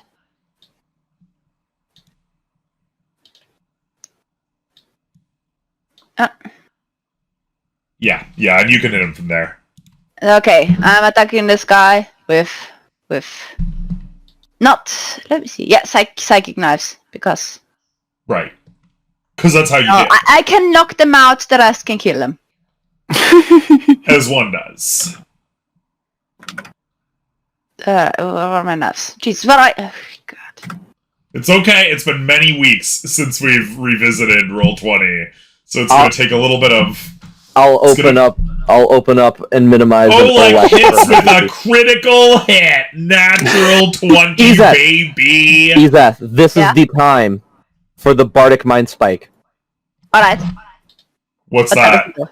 That's it's the renamed Psychic Blades from the Bard subclass that has nothing to do with the Rogue Psychic Blades. I printed it in chat with the reworded formatting. I don't know if you did. Oh, I'm under talk to myself. Sorry, I was testing something. So Psychic Mind Spike. Yeah, when you hit a creature with a weapon attack, deal 2d6. Wow, okay, no, that's the time. That's 100% the time. Yeah, and absolutely. That doubles to 20 under the Pathfinder crits. Yeah, no, we will let this double, absolutely. So roll your damage. So she did the psychic, so now you gotta click your psychic blades for the regular attack. Yeah. Wait a sec. Didn't I? The regular weapon damage. And then main hand, right? Yeah. Yeah. There you go. Oh. Is So- that... Okay, so that's not maximum damage, but it is close. So that's man. 20, 40 damage, and you expended one of your Bardic Inspiration. I got that for you. Alright, thanks. You're welcome. Does that Oh, count and as then don't magic? forget sneak attack. No, it's not sneak attack. Wait, they saw me. There's no sneak. Oh, right. There isn't. Yeah, she can't sneak attack here. Wait, So what is that, 30 damage? 40, doubling 40. the psychic. What about the mind mind spike. spike? Yeah, Oh, okay. so that's 40. Yes, okay. So yeah, you just So- screwed this fool up. Does that count as magic or no? Yes. Oh. So I have to know what happens to me. Oh, no! You're right! Uh-huh. That's magic! And Yeah. it was a natural 20! Oh boy! I got Favorite you. part! Thanks, dog. You know this is our favorite part. Yeah. Okay, well, let's get our Is it Oleg's D10s. turn to summon a volcano? It might be Oleg's turn to bring out the chaos. We mean, this is Oleg would never right. do that. While he's rolling, Torner, what are you planning on doing? Oh man, this is great. We're so stoked. Adam? All right, Don't worry, Torner. It's not like you have a 40 damage round to follow up on. 5, 4, 1, 9. Oh, Oleg. Yeah. Suddenly, you now have a comprehensive understanding of how to use the man catcher. The what? The man catcher. It's a weapon that specifically deals unarmed damage and grapples people. Usually by catching them with a U-shaped item at the end of a pole around their neck, and then pushing them to the ground by it. Okay. It's called one moment, because you now have a fully comprehensive understanding of how to use this item. Would that So, would that you know- translate to like proficiency? yes, you are proficient. Yes. Hey, my guess who just found a homebrew with a man catcher for 5e? So we're just gonna put this in relevant pictures. They don't all look like this. This is a very rudimentary man catcher. Normally, when people are thinking about the man catcher, they're thinking about this bad boy right here. We don't use D wiki on this page, okay, Anase? Okay, I was posting a relevant link with it. Yeah. So the one at the bottom is the stylized one that a lot of people think about, but man catchers are even used into the modern day in Southeast Asia by paramilitary forces, usually in the form of giant PVC pipe U's at the end of poles, which they slam into people and shove them down on the ground. So it's interesting that you are, as a matter of fact, a pacifist, or at least call yourself one, because the man catcher is the perfect weapon for such an individual. So, Nice. So add man catcher to your proficiency list, Oleg.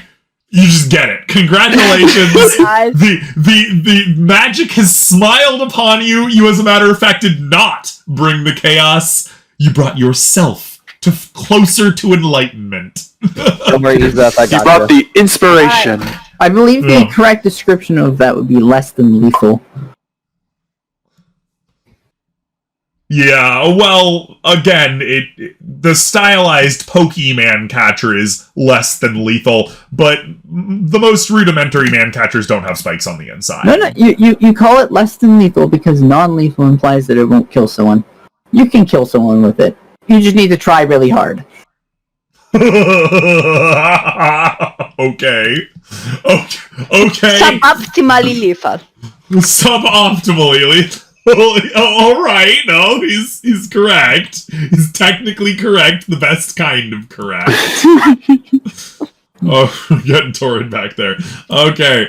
So Oleg, we supposed to... No, you still have another attack, don't you? Yeah, let me do the offhand again. Let's hope it's as good as this one. Alright, again. I was like, what about the 40 damage to the ostrich? Already been taken account of. That was the first hit. Oh, I thought it. Never mind. So, oh dear. You critically failed. Oh, With a magic! Oh, this battle's off to a great start. It is off to an excellent beginning. 3, 3, 2, 4. Alright, what's going on now? Okay. We are going to send this to you Alright. privately, Isa. Oh boy. Alright. It's not relevant right now, but it will become relevant at some point, we're sure.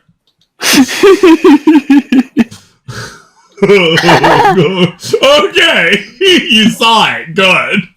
Okay, this can become relevant. I have a really, really odd question. Yes. Oleg forgot to pick up his skirmishka, did he? We thought he always keeps that guy. You remember that he threw it at someone? Oh, he did. Would Babushka have picked it up? Yeah, no problem. You can get your Grimishka head back. No problem. Alright, good. Oh man. Alright, well, that was a fantastic turn. Torner, it's your turn now, because Oleg has used move, attack, and bonus action. Yep. Wow, shit, that was a hell of a turn. Hard to follow that up. I'm going to 10, 15, 20, 25. I'm going to move. Oleg tunes his mind into the psychic force of the universe so hard that he gains a weapon proficiency. I'm going to. One thing. Hey, Torner, do you have a wall of fire? I do. Can we not set the forest on fire? It is October, for the record. Does wall of fire set things on fire? It can. Fuck. Yeah, we're pretty sure. I can't manipulate my fire spirit. No, Wall of Fire does not. Wall of Fire does not explicitly say it sets things on fire. Oh, okay, well, that's good. Usually, something only ignites things on fire if it says it does. Yep. Oh shit, that is awesome. That is very useful, actually. No, yeah, it's good. Of all of the things that they have screwed up on and just completely ignored or not given you in D&D, Dungeons & Dragons has always been very careful to tell you, this can catch things on fire. If it doesn't say that, chances are it doesn't catch things on fire. It wouldn't be the first time we have ruled otherwise, especially from older editions, such as Greece. Yes, it wouldn't be the certainly. first time, though. Wouldn't be the first time. So interestingly enough, actually, in AD&D, we believe Greece exploded. Greece was flammable, but they got rid of that in future editions, and then the players, the diehards, were all like, well, that's dumb, because Greece catches on fire. Like, You use pork skin as a material component or something or other. Alright, so let me find the range on Wall of Fire. You can make a wall 60 feet long. 60 feet long? Yep. What about I can trap them inside it, too. Oh, It's 20 feet. Oh, you can do this. 20-foot circle. Yeah. I was if you click a So linger, if you click linger, you can leave the circle there. So what I'm thinking is something like that. If you click the linger button on the measurement things, you can leave it there. You can't move it, it seems. Okay, that's a dex save thing. Yeah, let's do Wall of Fire. Hey, cast that real quick. I'm thinking something like this. I don't know about Give you. me a sec. If it's a 20-foot radius, you can capture 3 of them in it. Yeah, but if you look Yeah. at my line, what it makes them do is it makes them either go very far around, or have to pass through it. And we push them back. Yeah, fuck it, let's do it. I'm just gonna cast Alright. this as base level. Hold that flicker and I'll draw it. Yep. I was like, What's up, Seth? if you click linger, you'll be able to just leave the nourishment We there. have to redraw it to do that. Yeah, he That's would have to good, that's redraw it. fine. That's fine, that works. That's totally good. There's a 1 foot wide, 10 foot tall, 20 foot tall, 60 foot long wall of fire there. Congratulations, you win! Also, that's the wildfire spirit, right? Yeah. It's immune to all this. It's Right, just, right. if any Doesn't of it these die within 30 explode? feet of me or the spirit, they turn into that little flickering flame that they Doesn't can- the spirit use. explode wherever you summon it? It does. It does, actually. Sorry, we're sure you haven't used it in like 20 episodes or whatever, but something Yeah, it's tells kind us of big. like, doesn't it explode wherever you summon it? Isn't it like a living bomb? Like, Yeah, pretty much. you know, giving you your options here. I'll even pull up. Alright. Good God, that's a lot of text. There we go. 10 feet when it appears, so it's a 10-foot radius Yeah. Yeah. from its token, so that would be shaped like this. I hit one of them. One gets a 22. Is that it? Do you only hit one? Well, we're So, yeah. within 30 Okay. feet of you, right? So where else can you place it? Yeah. Damn it. I can move this. Oh, Oh, wait, that's 35 feet. Oh. Alright, that's fine. Well, they succeeded. So roll your damage and we'll just take half, okay, right? I see. Alright, so that damage is 2d6. Dice. Come both. Yeah, I've had that 2d6. And happen. there you go. Excellent. Alright, cool. Alright. Boom. Alrighto. And Is that your I turn? think that's all I can do. Alright, Starwing, it's your turn. Well, I was gonna say, could you have the wildfire spirit do anything on its turn? Flame Seed. Yeah, it has a turn at the end of I think I your have to turn, wait yeah. till my next turn to do that. Summoning it is the initial. Yeah, next he, Oh, okay. Flame it Seed. doesn't. He has to wait until next turn to give him a command to repeat. Okay. Sacred Flames can't do that. So what it does here is it takes a dodge action unless you take a bonus action on your turn to command it. Or if it's attacked, as mentioned before. Because it will defend itself just as a standard. Okay. Because it's not stupid. You know? So Starwing is gonna go fly up a little bit. Stay away from them. 30. Okay, I need to be a little bit closer. I'll be right there. So she's a good, 15, 20 feet up in the air. Good, because these things are 12 feet tall. Oh, Oh my. definitely 20 or 25 then. Yeah, okay, just wanted to let you know. It's very important. These things look like war ostriches from the bonobos, from the chimps, which are like 12 to 14 feet tall. So we're gonna hit this one with a spiritual weapon and then a sacred flame.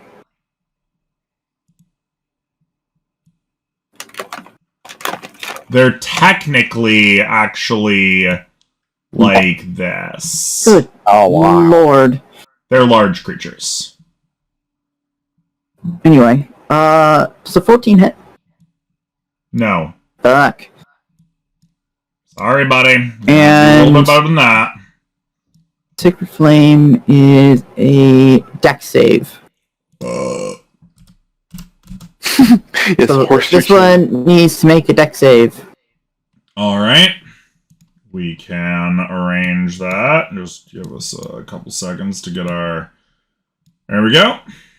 And then... 10! That's a fail!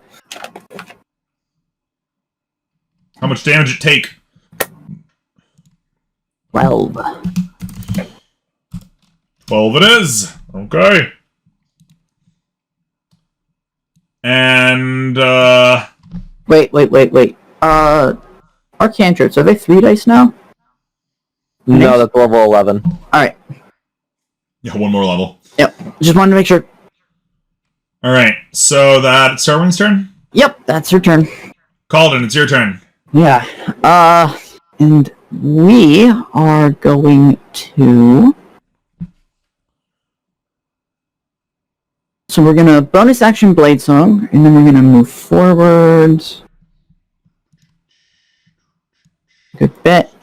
And then we're going to do Melt Minute Meteors. Oh, And you we're gonna used that one to effect last time, as we recall. Yep, and we're gonna put one here and one over here. As you do. So it's gonna be 3 deck saves that you need to make. Alright, can do.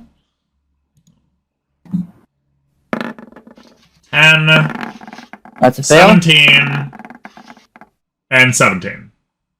So the 2 17s pass and take 5 damage. Okay. The 10 takes Alright. 5 damage. Or 10 damage. Okay, 2 seconds, we'll just boop. And then 5 damage for the others. Yep.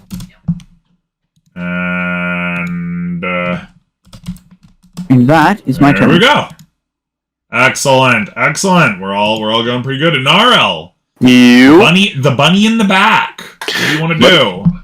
Buddy in the back's gonna move up to here, and I gotta double check the range on something. Oh yeah, 150 feet. That can definitely make it. She's going to cast Spike Growth. 20-foot radius. Circle. Oop. So maybe not there. Oh, actually, maybe here? Yeah, here. She'll cast Spike Growth here. So we'll have fiery spikes. Got it. Mm-hmm. 20-foot radius. Area of the spell becomes difficult terrain. Moves into or within the area. 2d4 piercing for every 5 feet it travels. Mm-hmm. Rough. Okay. Mm-hmm. It looks natural. It's camouflaged. Okay, that's fine. That tells us all we need to know. Excellent. Thank you. Anything You're else? welcome. Not really much else she can do at the moment. All right, round 1 ends. We enter into round 2. Aldous, it's your turn. I have There's a bunch two. of flaming spikes all in front of you. I have 2 great options, but seeing their dexterity saves, I think I'm going to go with a different one. Maybe good. Dexterity is, dexterity's their good one. Give me 4 wisdom saving throws against hypnotic pattern. 30-foot cube. Wow. Sorry, 5. Wow. That's a new one. Did you just get that one? Yep. That's cool. I got that at level 9 with lightning bolt when I got my 3rd level spells. Yeah, that's pretty cool. Gotta Aldous say. wiggles his fingers in the air. His armor shudders, shimmers, and glows with confusing, delirious patterns. Just have to check if they have any. It's a charm effect, so that's the one you're looking for. Yeah, that's what we're looking for. Yep. Okay, 1. That means they're not going to be taking any damage from Spike Growth. 2. That's okay, because now we can disable them. 3. 4. 5. Okay. So One of them succeeds. The DC is 17. The spell needs to be updated. Okay, one moment. One of them succeeds? One of them succeeds.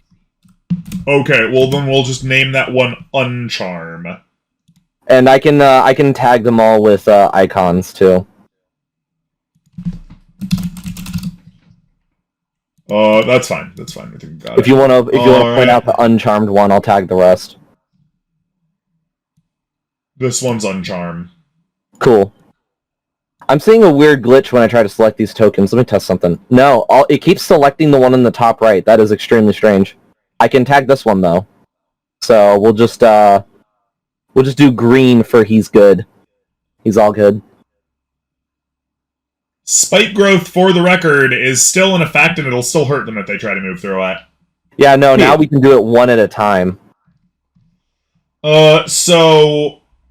Oh, okay, wow. Is that? That is my turn. I could move a little bit. Uh-oh. Hold on, sorry. Roll20 is giving me glitches today. This is really strange. Okay, I'm gonna have to reload, but I'm gonna move a little bit closer. Go ahead. That's all I'm gonna do. Alright, so... Oh boy, Alright, there's a big fire in front of a bunch of the, ostriches. And there was food on the other side, but now 4 of them feel strangely disinclined to eat you. Wait one moment. While charmed by this spell, the creature is incapacitated and has a speed of 0. Yeah. Okay. Sorry. Charm plus special effects. Charm plus special effects. Yeah. Okay. So this guy goes, whoa! And takes 8d4 damage. Alright. When you As he reload, attacks- you can't see the lingering measurements anymore. Okay, that's interesting. I'll go ahead and draw a circle then. Appreciate it. It'll take 17 damage. Let's... God damn. Alright, and he'll hurt his feet really, really bad. And then that'll be the ostrich monsters, because they're incapacitated and their speed is 0. Oh, look, it's your turn.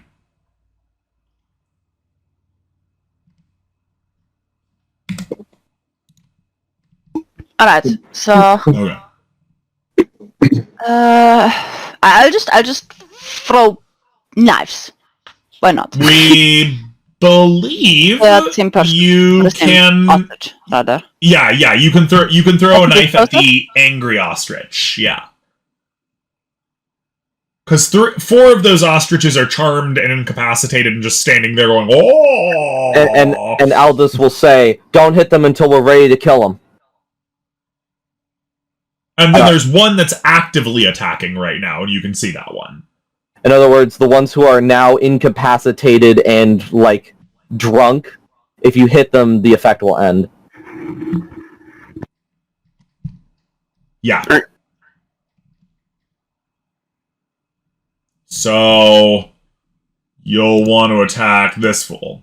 I was like, it just remember, doesn't Wall of Fire deal damage in the area in front of it?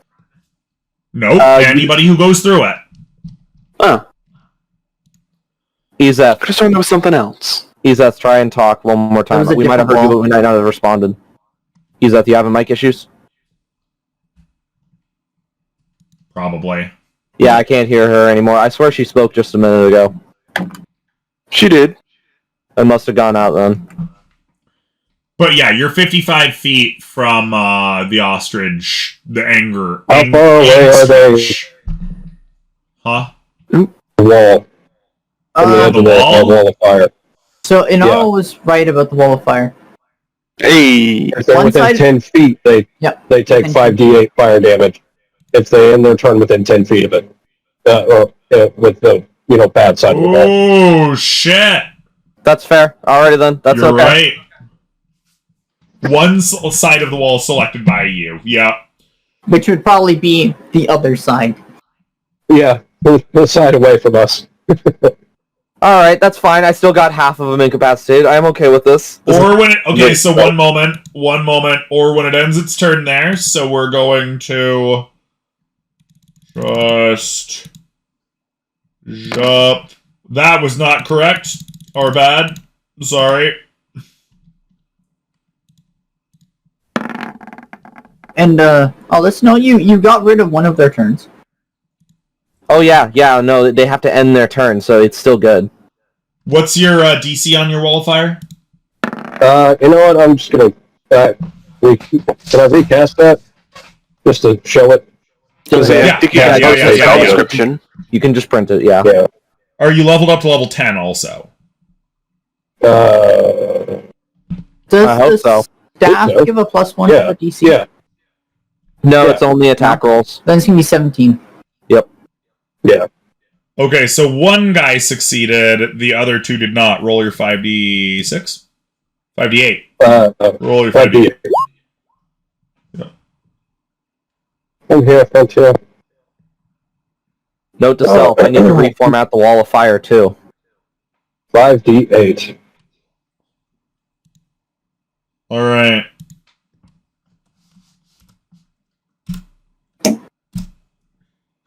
And then you are...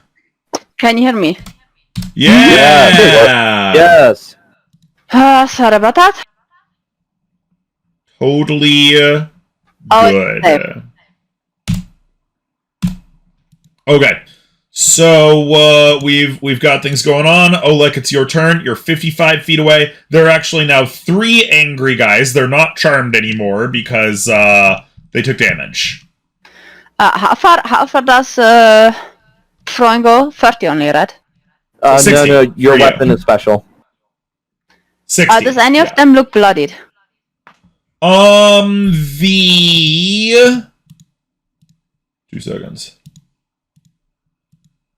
Oh, wow, that didn't do that correctly. One moment. The one at the bottom is the most hurt. Okay, I'll attack that guy. Excellent.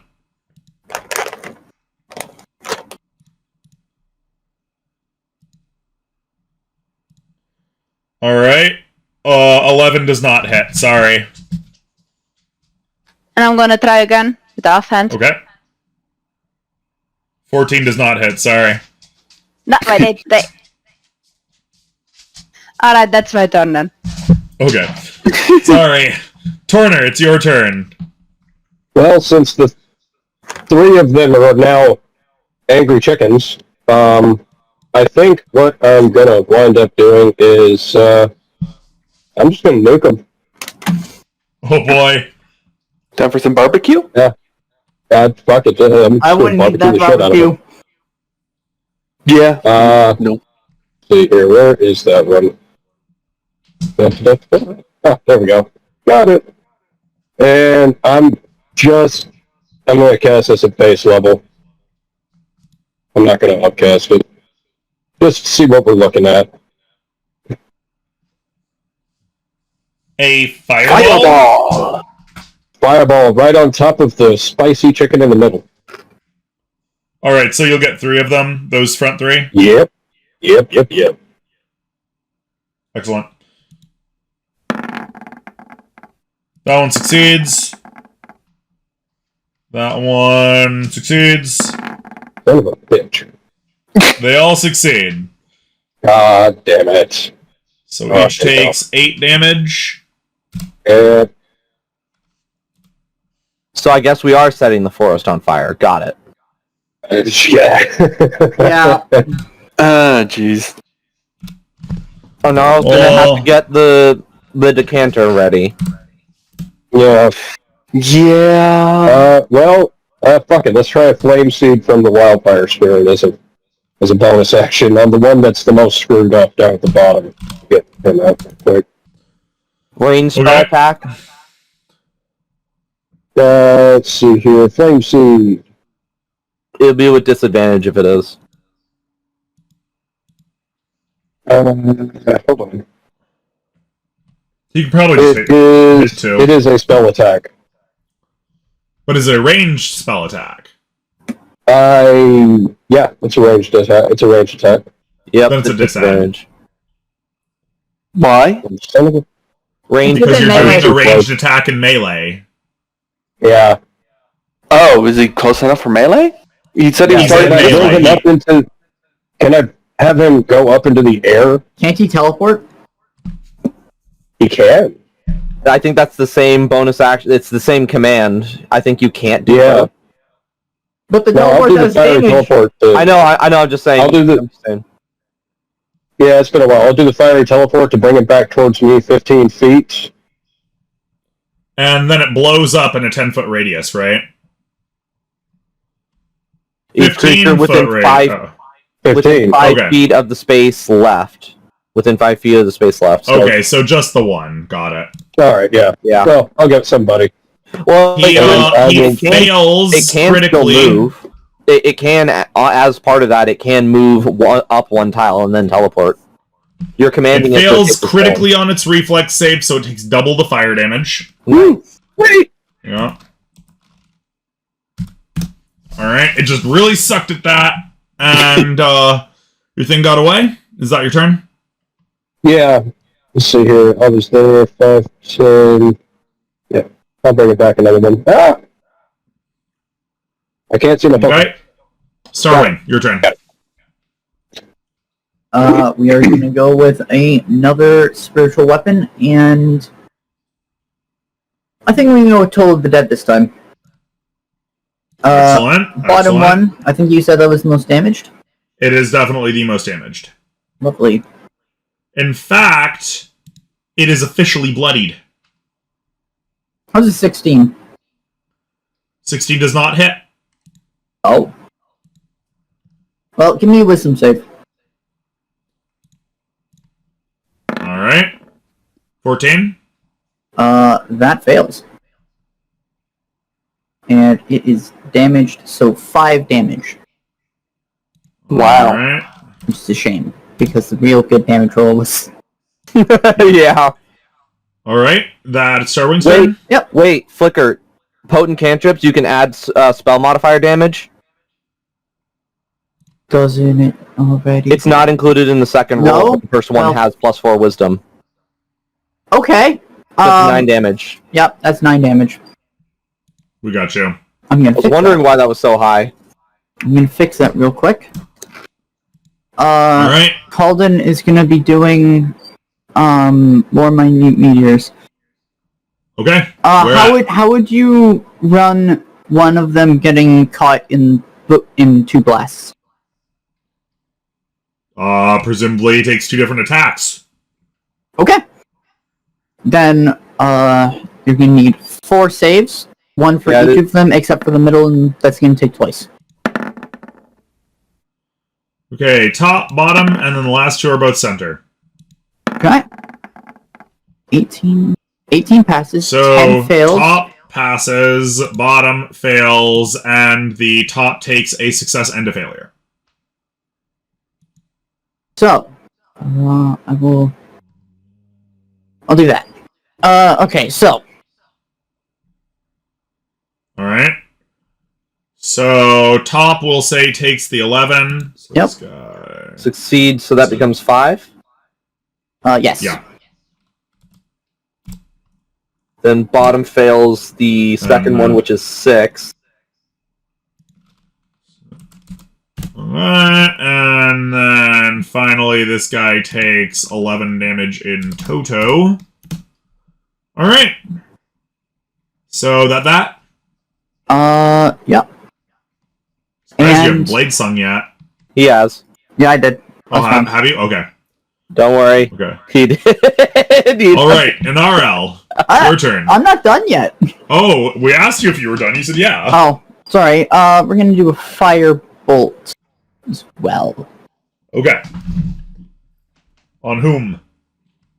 The same one that Starwing went after. The bloodied one. Yeah. Now, why is Okay. it asking for the level of cantrip? Because it could be upcast, I'm guessing.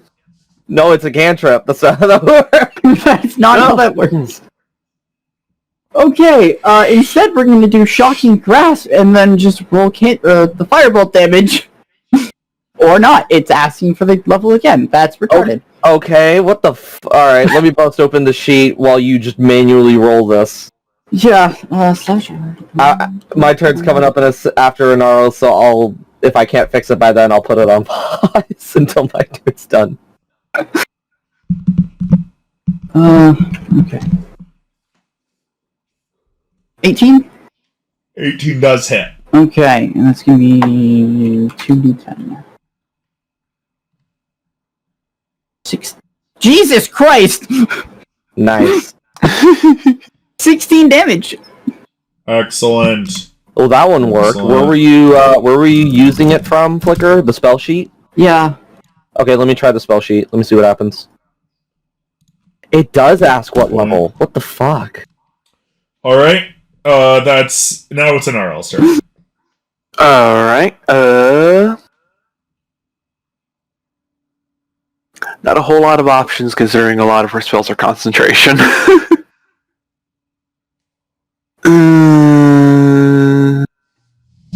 I mean, I guess I could just do Tidal Wave on him. This is interesting. Yeah, let's see. Do you have a cantrip? What, you don't want to roll a 2 and a 1 on 2 No, dice? you're right. I do have a cantrip. Range of 30 feet. Shit. Because, right now, it's probably best just let our spells that have durations and whatnot do their work. Yeah. You can move 30 feet, you can move within range, just barely, I measured it. Alright, You can hit any of the 3. yeah, I can hit any of the 3. But you do have to move to that position. Yeah. Large? What size are these creatures? Large? Large. Okay. Alright then, well, I guess Gnarl's gonna move up here. She's gonna... The fuck? Someone was making noise outside, sorry. She's gonna aim for this one and do... Thorn Whip. Okay. Ooh. Which is a 30-foot... Oop, that's not what I meant. I wanted to print the spell, not print the damage. And that Here we go. brings them how close? 10 feet, but it's gonna drag them across spikes. Oh. Oh my. That's true. So... Hmm. One moment. Spike growth? Yep. Oh,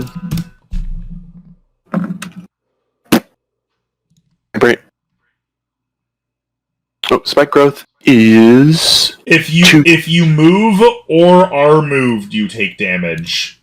Okay, yeah. Yep. Alright, so it'd be 4d4 since it's moving 10 feet. Spell, this is a reflex save? It's... You have to make an attack against them. Oh, you did. You did. You made a 30. Okay. Wow. Okay. Heck, I think it's 31 because of the, druid vestments. Is it? Yeah, druid Yeah, okay, vestments, and it is just No, automatic, too. it would be a 31 because of your staff, wouldn't it? Oh, should be 32. Hold up. Because the druid vestments... You have +5 wisdom, +4 proficiency, +2 spell attack. Your staff is already taken into account. Okay, which one? The bottom one? Yeah, the bottom one. 1, 2. You have moved it into the wall of fire. Let's see. There's the spike growth damage.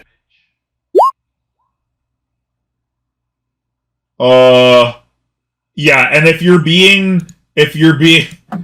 be pushed into a wall of fire, you are still going through the wall of fire. Okay. On a turn, no less. Yeah. So So yeah, it would actually be an 18 DC for this, right? Yes. Because vestments. Yep. Alright, so this one took 6 piercing damage. And then it took 10 more piercing damage. From the ground. From being dragged. And now it's taking... Torner, we believe you are entitled to roll 5d8. That is correct, 5d8. Okay, go ahead. And it will roll 20, so it will only take half of that. 10. It'll take 10 more damage. It's fucked up, guys. You're fucking this thing up. It's getting cooked. Gnarl is And not only shredded. that. We call this the cheese grater oven, if you will. Oh, right. I think we should be calling it Alright. filet. Round 3. Aldous, it's your turn. Give me a strength save against the one who's being dragged back and forth, please. Absolutely. This is getting fun real fast. I'm pushing him back. 10. He is 5 feet back. Okay. Who needs to roll whatever damage? Alright. We don't believe he went through the thing. Oh, no, yeah, no, you're Spike right. growth. Okay. Spike growth. Yup, no, we saw it. And then Firebolt for a disappointing 11. That's okay. I've done my job for the. Cool, yeah. I have done my job. I am going to be a hero. Excellent. My turn is Okay, done. so it is the Ostrich monster's turn. And they actually get a turn this time. These guys are vacuously stupid. It is actually part of their flavor text that they are so stupid that they can be avoided by simply hiding behind a bush or something for long enough. They're so stupid that their attention span only lasts a couple minutes. So they will gladly run straight through the fire at the offending party. Alright, So let's did it start move? with this guy who was here. So he moves 20 feet. So that is 2, 6. That'd be 8d8, d4. Yes, 8d4 and 22 more damage.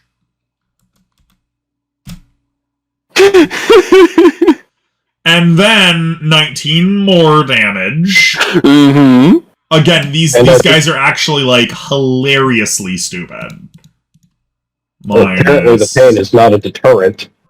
It's not, as a matter of fact. Well, I'm pretty We sure should we're call this dealing with special move. So I believe we're dealing with the parasite inside of the ostrich, so they probably aren't feeling the pain that the ostrich body is actually taking. We should call this move raking across the coals. I was like, 20 more feet. 20 more feet and 5d8 more. Can you move that ostrich that you just moved so I can move Starwing out from under it? Yes. Oh, alright, thanks. No problem. So I rolled the damage that earlier one- at the beginning of their turn. Right, up a little 20. bit in the Yes, chat. yes, 20. Yeah. Okay, thank you. So that's... And then... 19 good? That passes. Okay. So, in that case, then they'll just take 10 more damage. And then this one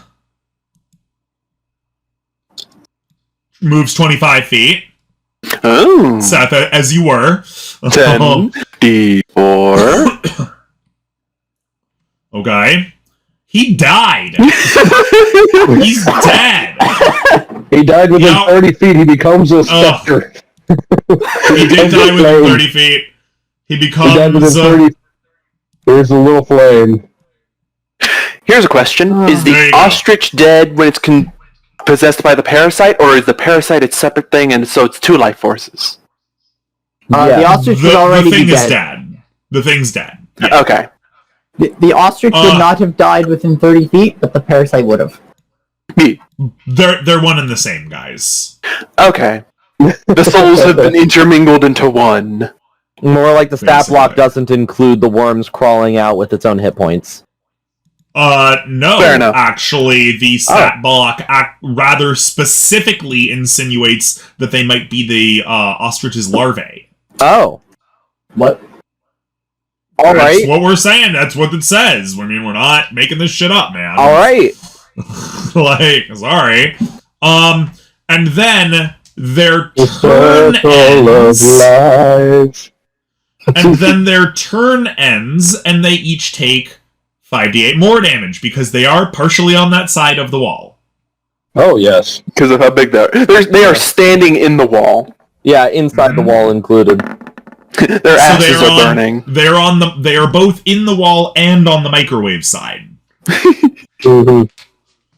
So yeah, Was feel that- free to roll another 5d8, Torner. Was that Oh, did okay, they have cool. to dash or did they take their turns? Oh, sorry. They'll take this damage after they attack, but feel free to roll it anyway. Okay. There you go. Okay, so just mark it at the end of their turns. Each of them takes 23 damage. Bam! We got this. We got this, guys. Okay. So now they actually get to make their first attacks, and each one of them gets 3 attacks. So, Oh, Oh, jeez. it's a good thing we Fine. stonewalled this shit as long as we did. I know, right? So the wildfire spirit is getting bit once Okay, let me pull up his block so I for can tell you what 21 the damage. Or sorry, for 21 To hit. Yeah. Oh, yeah, to hit. yeah, that's a hit. He's only 13 armor class. It doesn't go up, does it? And 2 seconds. We're just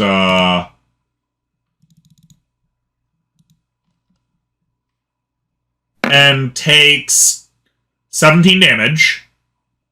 Okay. And then the ostrich beast will kick at it. Alright.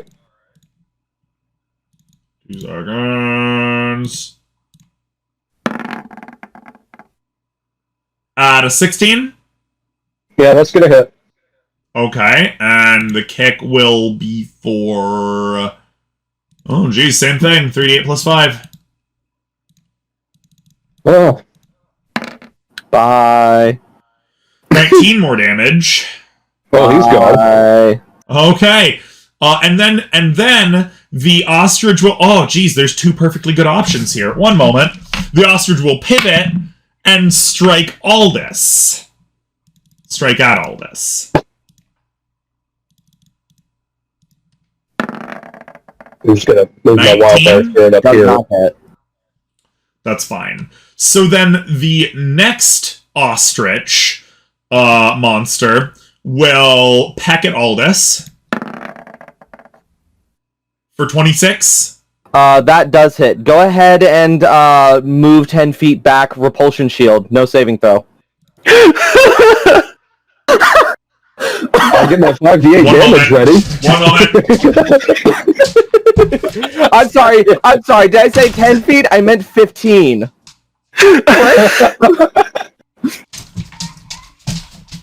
Good lord. 1 moment. We're just checking our things. I will move it another 5 feet pit. back.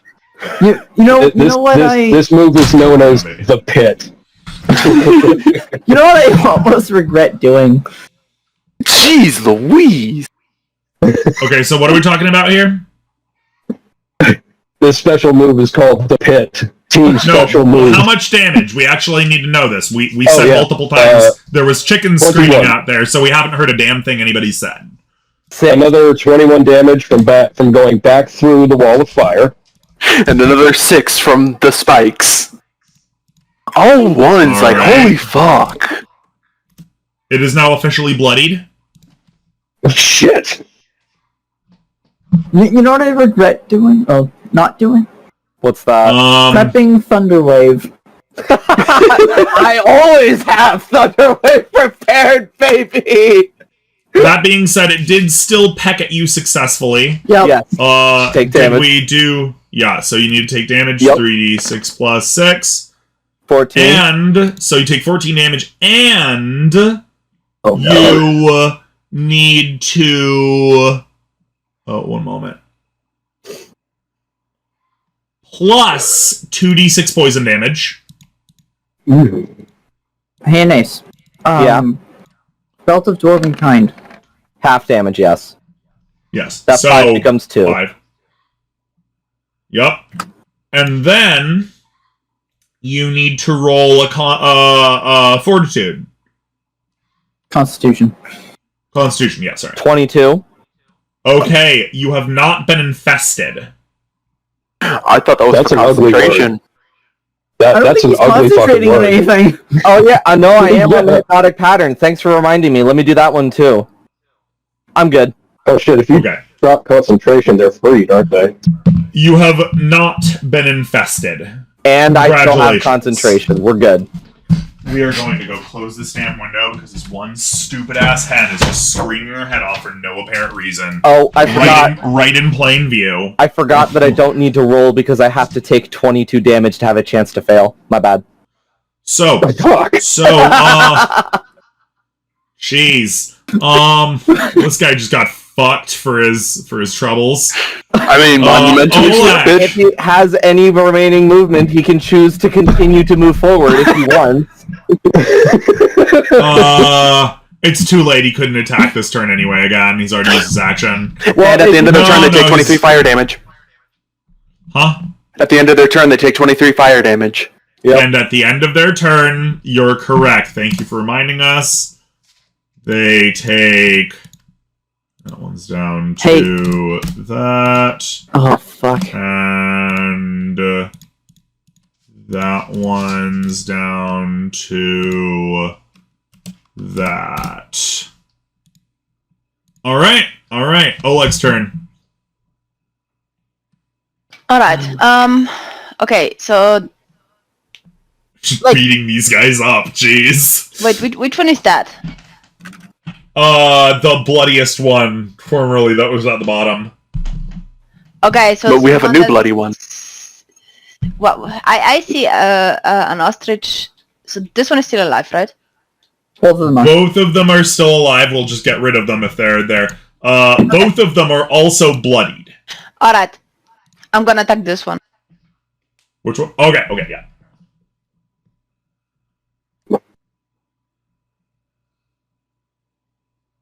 That hits.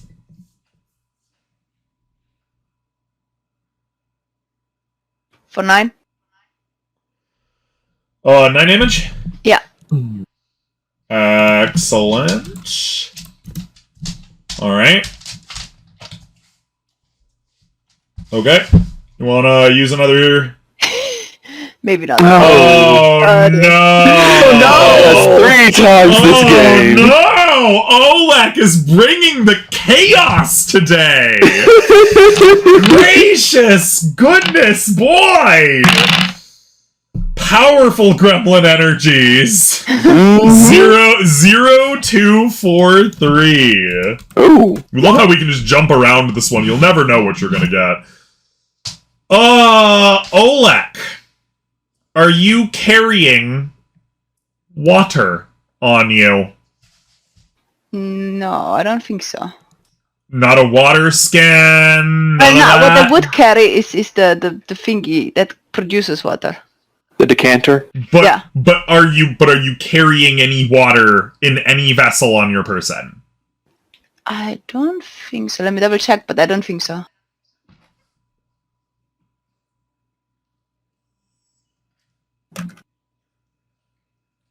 Water skins, flasks, buckets, anything that has water in it. Guaranteed. Is it going to turn to stone? We'll neither And also, confirm nor Where do, deny yet. where do I see what's in my bag of holdings? Did I make you a sheet for that? Or what did I do? Somewhere. Let me see. Inventory, notebook. No, I didn't make you a sheet for the bag of holding. I don't know Okay, where wait a you're keeping that. I have 1 holy water. That's water. No, Sorry. actually, I have 1 holy water and I have 1 water skin. Okay, excellent. We'll assume the holy water is water, so that's not question. We'll assume that the water skin is full of water. Yeah. Both of these things immediately become extremely heavy.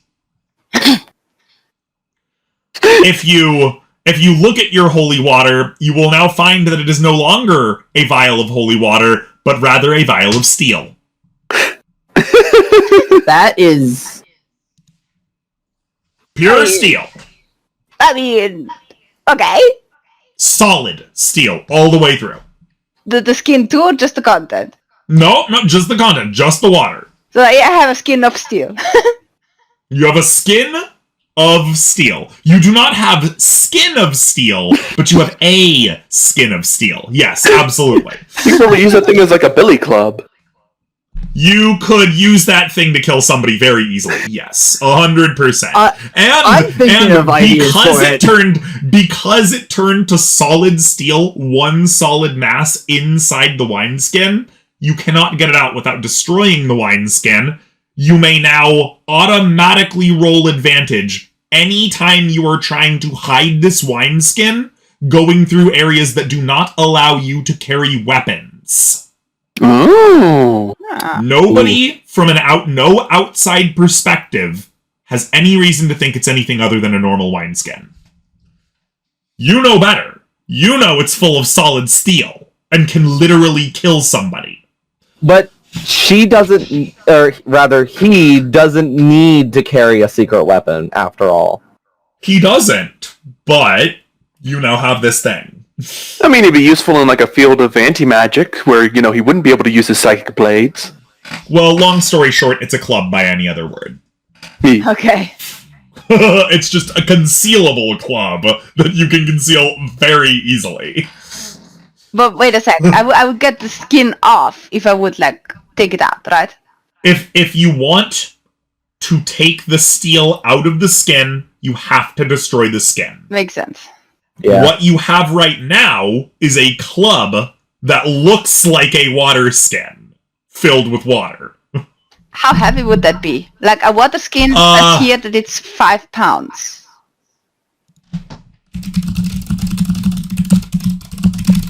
Alright, I'm gonna be right back. A water skin holds up to 4 pints of liquid. Yeah. So, this is super easy, actually. 4 pints of liquid becomes 2,273.5 cubic centimeters. And we can have a metal weight per cubic centimeter, steel, and a steel volume to weight conversion. So we can just... That would make... Of steel... Calculate... One moment. That makes 39.59 pounds. Nice. Of solid steel. Congratulations. You are now the proud owner of an especially overweight cudgel. Okay, but also the holy water, which used to be 1 pound, is probably now heavy too. No, the holy water, a vial is 1 ounce. Okay. I believe Oh, man. I believe Shy means that it's fine. Right? Okay. Yeah, it's fine. So you know how Aldous got rid of all the community's steel? Now you might have a way of making more. Fine, we'll just smelt the box back down. Oh, well, you were already low on steel, remember. Yeah. Anyway, Oleg. Oh, Oleg. Is that your turn, Oleg? I guess. Yeah. Oh, Oleg. He's just bringing all the chaos today. Torner, it's your turn. Wait a sec. I am out of all of actions, right? Yeah, we think so. Yeah, alright. Alright, I accidentally closed the tab with my character sheet, but what I had planned to do was go ahead and drop a wall of thorns in the same circles that we've been using. Isn't Wall of Thorns, That's what I was going to ask. Wall of Thorns is concentration, but does the staff count as the concentrating mechanism? No, good. No. No, goodness no. It's still you concentrating. You are either Okay. concentrating on your wall of fire or you are concentrating on your wall of thorns. Moon Girl, stop. All right. In that case, God damn it. This fire is going great.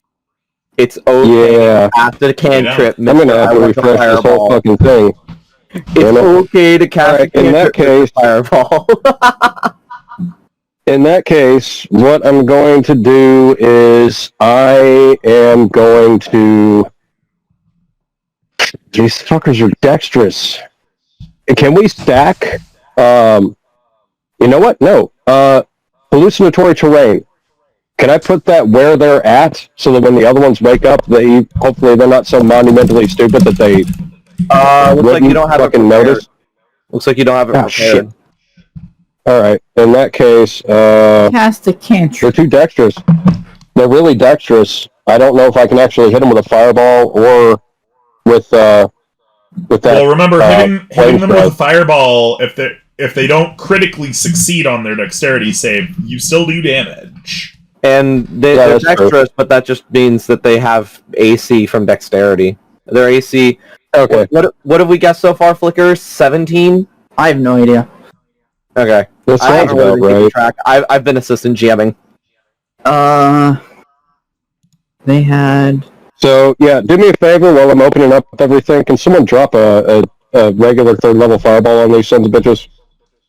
Alright, what's the radius again? Yeah. 20. That's the 20 foot. It's always 20. I'm back.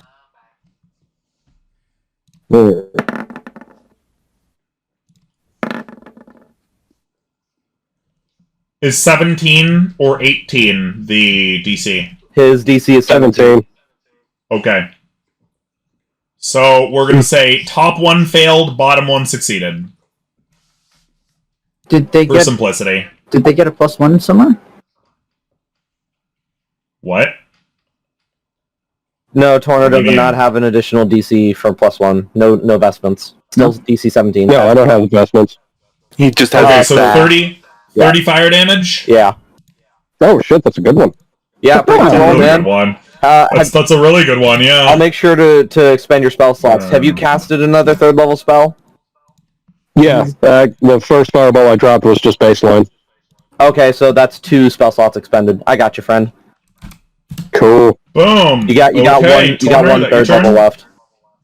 Yeah, I'm gonna stay where I'm at. I'll summon my wildfire spirit back as close to one of them as I can. You know, within 10 feet to get some splash damage out of that. That's another Open wild the shape. fucking sheet. God damn it.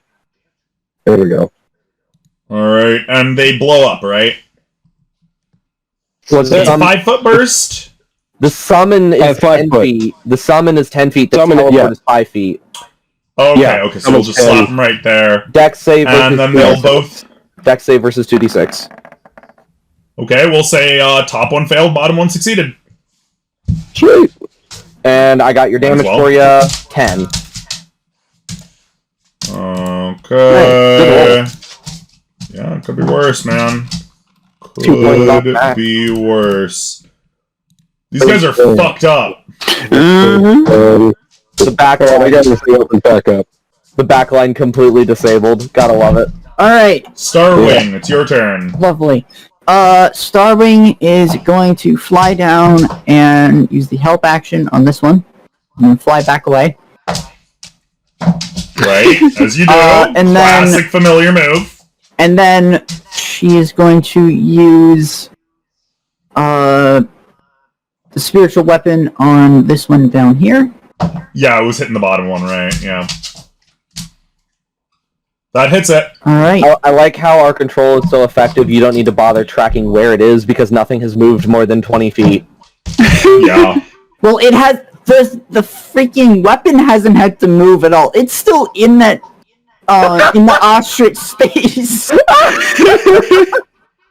Yeah, the weapon hasn't had to go anywhere. It's just been there the whole time. Yup, been there the whole time. It was in this space, I think, when the ostrich was in this space. And then the ostrich attacked and got knocked back, and now the weapon's like, okay. A net total of 5 feet forward. Amazing. And all that for like 12d4 and like 15d8. It's been great. So now it is Calden's turn. He's going to go over here. Oh, he's going to go there. And we are going to do a melee attack with the Flame Tongue at advantage from the familiar's help. 27 hit. 27 definitely hits, yeah. Alright, so we did that, and... Let's see, we got... Oh, man. Wow. That's gonna be 29 damage. Is it dead? We're not sure you have it flat-footed. Oh, no, you have advantage. Sorry, no, you're right. No, the familiar just gave me advantage. We've been playing so much Pathfinder later. You know, our head's just in a completely different system. No, okay, definitely, 100%. 29 damage. Is it dead? It's not dead. Fucking Christ. Alright, I guess these things are tar pits, bro. Yeah. I'm not going to spoil just how many fucking hit points they have as assistant GM. But yeah. So you're Booming Blade. I was saving the cantrip for in case I murdered this thing, but alright. So you're telling me that if it moves, it's going to take even more damage? It has to move voluntarily. But yes. I'm just saying, I'm just saying, yes, move. That's a miss, though. Yeah, that's a miss, sorry. And now we're gonna bonus action minute meteors. Of course, as you do. And I think we're only gonna throw... Actually, no, let's... No, we're gonna make the most efficient use of this spell as we can, and we're gonna throw one. Guys. We're gonna throw one of them at this one. Okay. All right. That should not have sneak, but oh well. Dex save. It's a very sneaky meteorite. Comes out of nowhere. It's actually not a very sneaky meteorite, and this guy takes double damage from it. Okay, so that's gonna be 18 damage. On Bottom Boy? Yep. He's dead. Congratulations, that took him out to the point. Nice. He had 18 Meteor just points flew in left. and just blew his head up. Yep. Where are you ending your turn? Because I would like to stand there for shove-nanigans. Right. If you'd like one more, I shall go over here. Thank you. Just scooch over. All right. I have well more than enough movement to do so. Inarl, it's your turn. All right.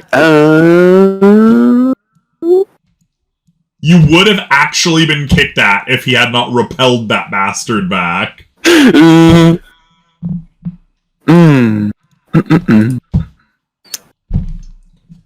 mean, I could do Thorn Whip to pull this one closer. It would take some damage from there. Though that might not be a good idea. I mean, it is bloodied, though.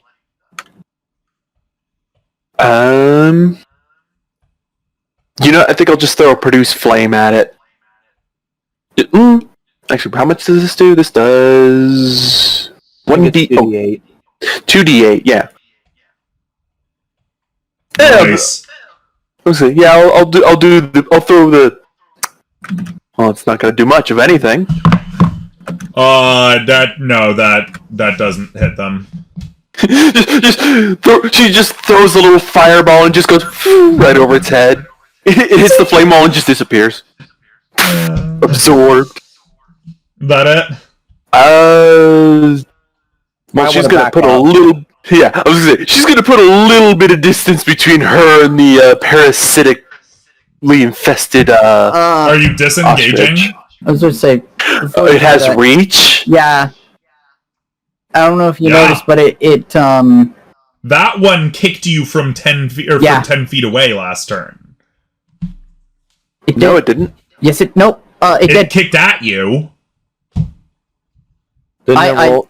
I will back up Shy on this. I saw It it. kicked at you. It had Yeah. 3 attacks, and one of them went toward you. Apparently, I missed that. I believe because the attack missed you. Yeah. Surprisingly. Okay. It probably wasn't entirely clear on which one was actually attacking you. I didn't know I was Because it getting was- it. yeah. Yeah, so, no, they're large creatures. They have huge fucking 5-foot-long necks and huge fucking 5-foot-long legs. So, yeah, they can kick you from 10 feet away. The bastard right there can just reach out and pat you on the head with its foot. And punch you in the face with it. Damn, well, I guess I should have done Thunder Wave then rather than Produce Flame. Oh well. Say la vie. I was gonna say, if I move, Wave. would you be able to do Sentinel? Or are you too far away from it? I don't have the reach to attack it, so yeah. Damn. I got fifth, baby. Do you have a bonus action? Yeah, can you just rabbit hop? I know it's a limited resource. Yes, but you I can do could. that.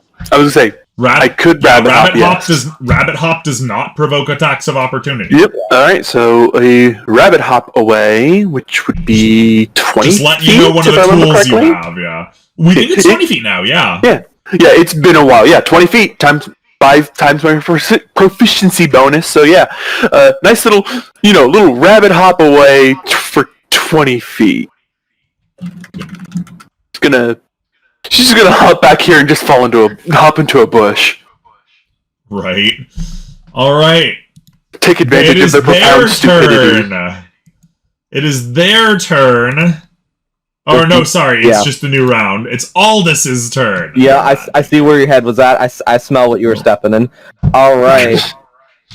I'm going to... It's been a fucking minute, my friends. It has. Thunder punches. That 19 to hits. hit. Lovely. Takes 15 thunder damage. Don't you get additional thunder Okay. on that? Additional thunder on that? What do you mean? I thought you got more. No, that was your infiltrator. Sorry. Yep, nope, that's the infiltrator. Alright, 13, that's a miss, and give me a strength save for the telekinetic shove.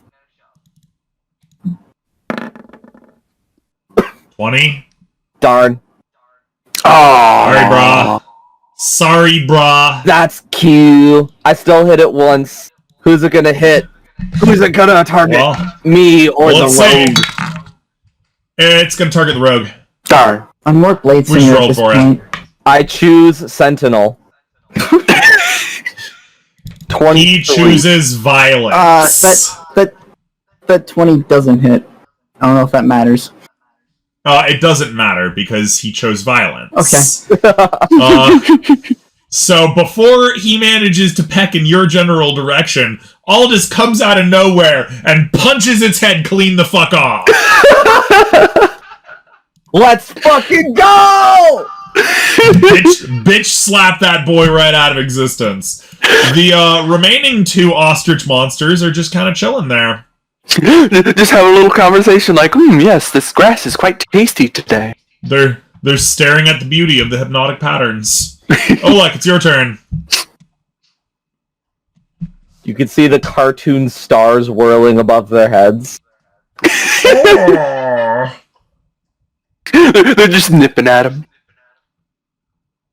You guys have permission to break at least one of their dazes.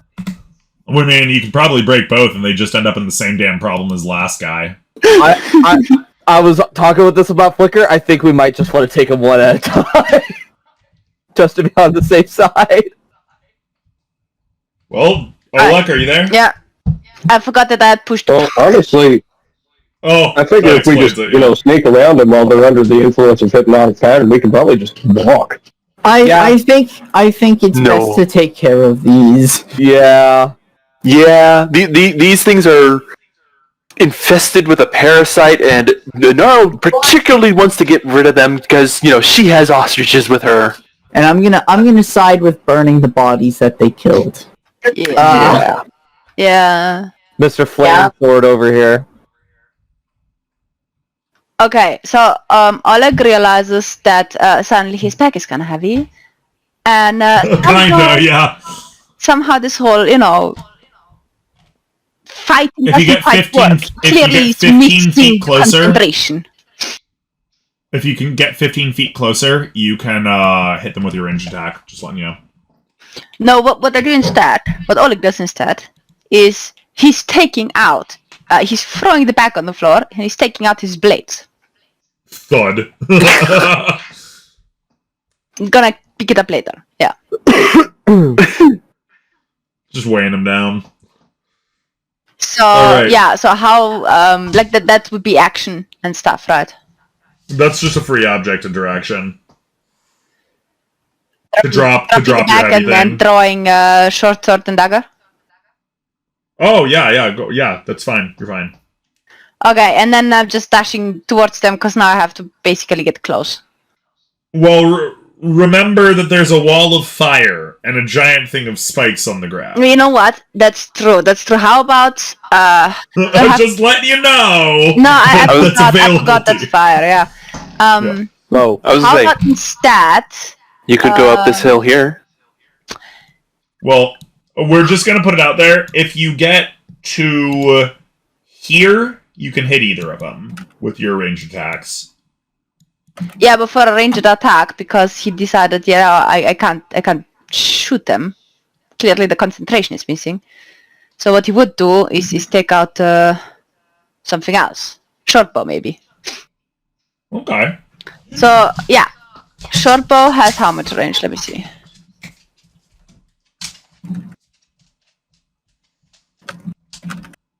One moment. How much range? Range 20.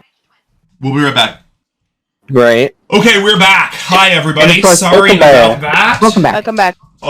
We had somebody pop up who wanted to buy a rabbit. And Oh.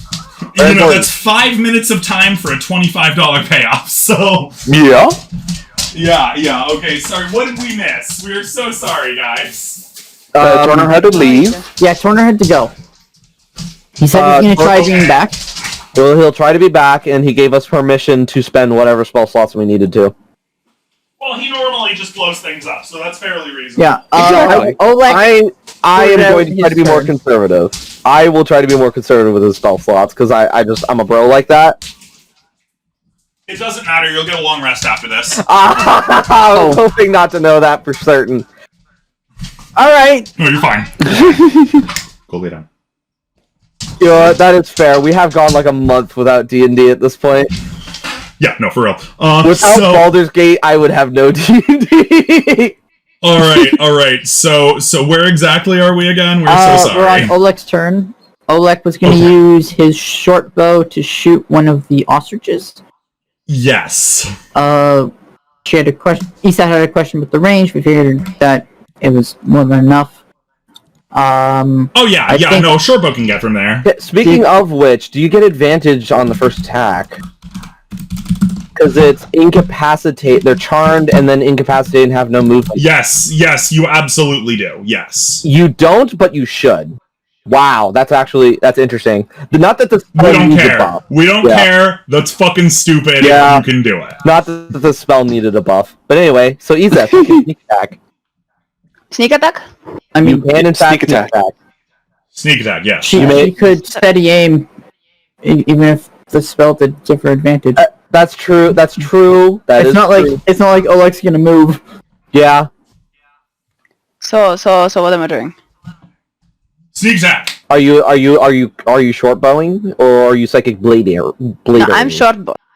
Then short bow. Because Oleg has decided, today his concentration is not good, his will is not good, he's moving to something more, conventional. The chaos is a little too much. Then But no, short we'll bow be- he away. doesn't understand that his will is not chaos. Like, his will is chaos. rather. Right. So, for him, this is So- just him not quite understanding what the hell's going on. There's just too much chaos, he cannot focus, therefore he has to switch something a bit, lighter, easier for him. Excellent. To the mundane. Excellent. So feel free to make your attack. Anase, can you take care of that? We will be back in like 20 seconds. Yeah. Awesome. Wait, what am I taking care of? The attack. The attacks and stuff, Oh, Take care of it. AC is like 17. Alright. Okay, It's so the definitely point- not 23. Yeah, definitely not 23. And 18. Wow. 25. Jeez. Hey, Izeth, you can still spend the Bardic Mind Spike on any weapon attack for extra psychic, if you choose to. We will long rest. There's kind of not any Yeah, reason not sure. to. Where's my mind spike here? Should they? Yeah, it's it'll be the 2d6 somewhere on the sheet. 8. Not Isn't bad. that just beautiful, Flicker? Flicker, you got the good mental math. What's your total? 26, 34. No, that's wrong. 33. It's 25. Yeah, 33. Okay, I'm gonna count up on one of the token circles. The spell is broken on it. And Izeth, don't forget to spend the Bardic Inspiration on your sheet, Yeah, wait a sec. just in case we end up actually needing to spend them all this combat. Yeah. And is there anything else you'd like to do with your turn? Can I do something else? I don't think so. You can bonus action and move. Not much Yeah, reason to, really. Hold on. Let me suggest moving a bit upwards so that they take a slightly longer path if they decide to move towards you. Sounds like a plan, okay. Yeah, more thorns. More thorns Sorry between you about and them. We feel like a hell of a ding dong because we had to find our device. It was underneath our chair. Wow. Well And hidden. then, Okay. and then the Torner turn, Talon. as I believe. Yes, and then it is Torner's turn. Cool.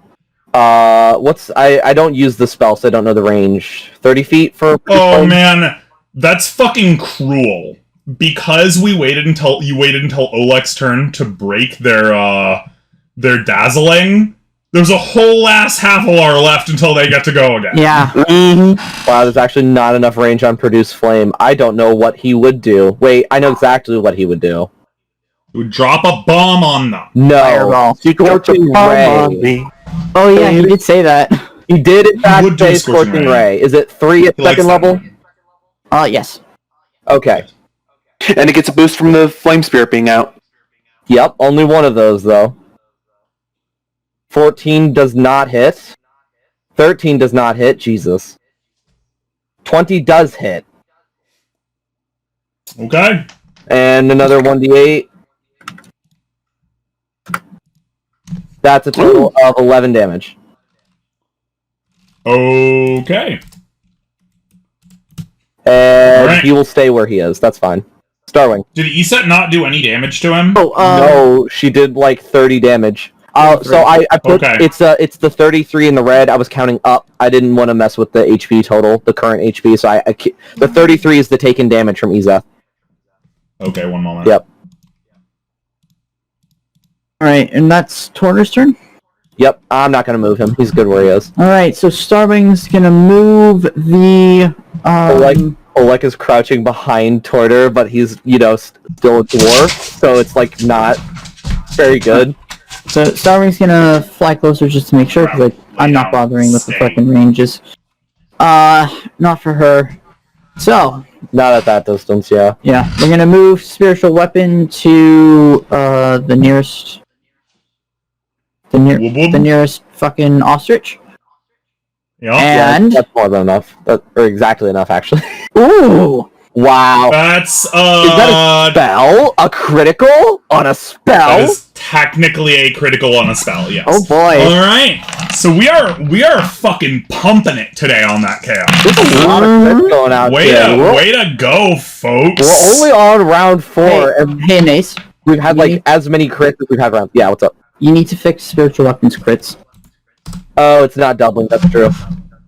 4295. So that's 7. As the spiritual weapon hits it, you notice that its shadow collects dust. That's not That's it. ominous. Okay. How much damage does it take? 14.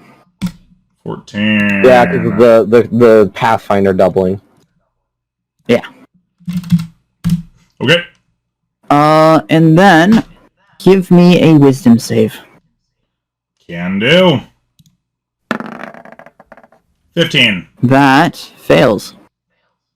Okay. What's that mean? Told it in. 12 more damage. Don't Oh, forget the damage. plus wisdom. It's on there. Oh, yeah, I see it. It's not tagged, but it's there. Yeah, +4. You're good. Sorry. Okay. I wasn't now. able to see how to add a plus wisdom. He, So I just it added suddenly knocked. It suddenly knocked very quite certainly out of its stupor. Mm-hmm. It is thoroughly Didn't knocked like out it. of its stupor. Didn't like it. And Didn't like that at all. Calden.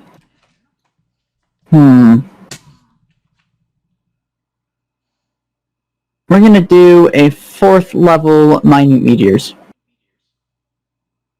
Oh man, okay. And we are going to throw... On both of them? No. On both of them? Oh, okay. Actually, yeah, we're gonna hit both. Why not? Okay, okay, yeah, there you go, buddy, there you go! Fine. Jeez. Alright, 18 succeeds, right? Yes. Okay, so both of them succeed. So they're taking It's 4 5 damage. 4 damage, okay. That's after halving. Yeah. Do you want to... I don't know their movement and the exact distance. Do you want to step 1 tile back so that they're likely to attack me? For the worm constitution saves? No. We think that you guys are being ridiculous. Torner's Fire Spirit is right in their line. Oh, I mentioned that earlier, and I forgot about that. No, Aldous, we are standing our ground right here. Stand your fucking ground, Aldous. I asked if you wanted to go back. I was going to stand my ground. No. If they go after me, they proc some of your shit. That's true. And I can risk the attack. That's true. As long as they don't crit, they're not gonna fucking beat my AC. And if they crit, I'm going to instead react with Silvery Bar. Alright, so Calden, is that your turn? That is my turn. And Narl, your turn. Can't really get... Well, actually... Wait, could I do it from here? Nope, still too far. Trying to decide if it'd be worth it to try to Thorn Whip them into the spikes again. But I can't really get that close without stepping into the spikes myself.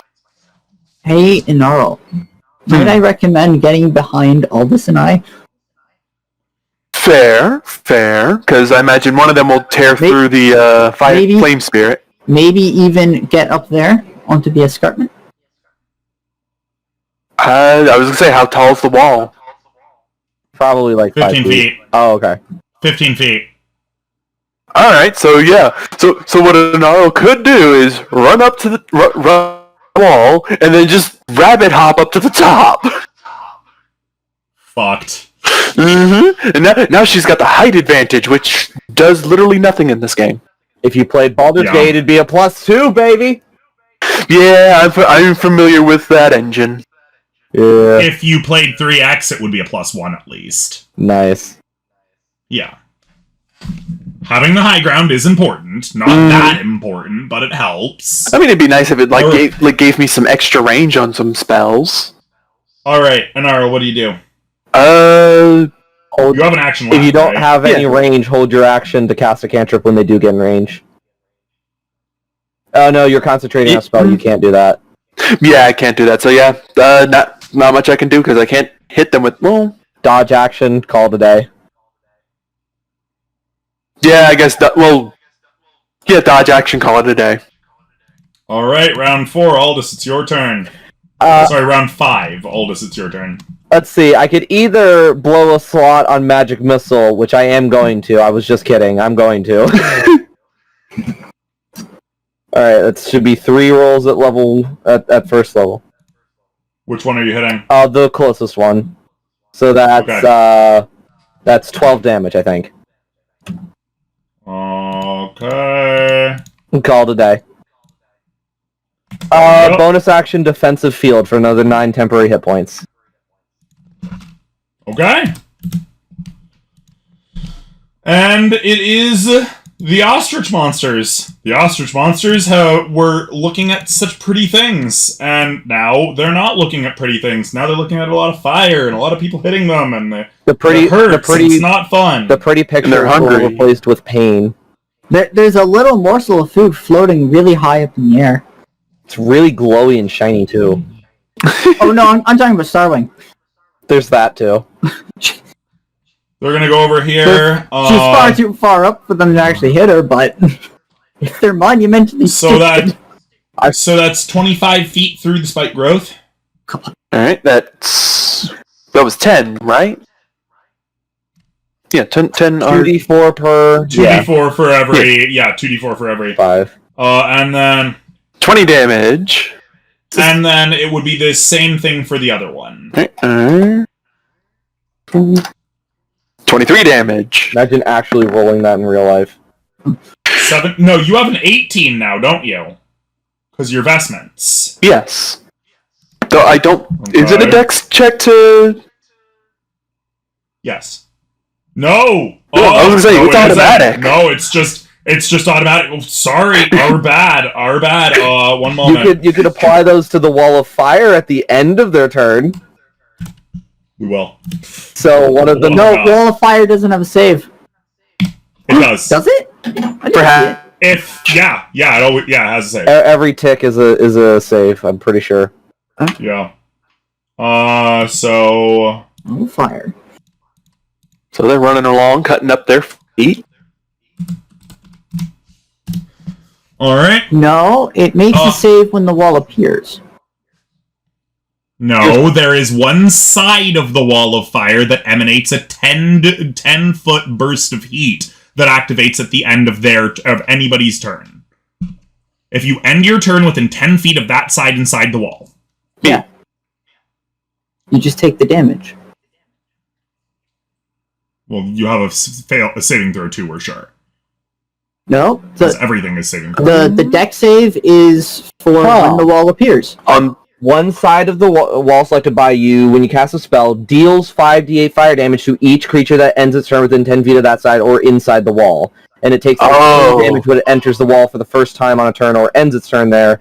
The other side deals no damage. Yeah, it doesn't refer to that as the thing damage. It doesn't refer to saving. It doesn't refer it's to just automatic damage.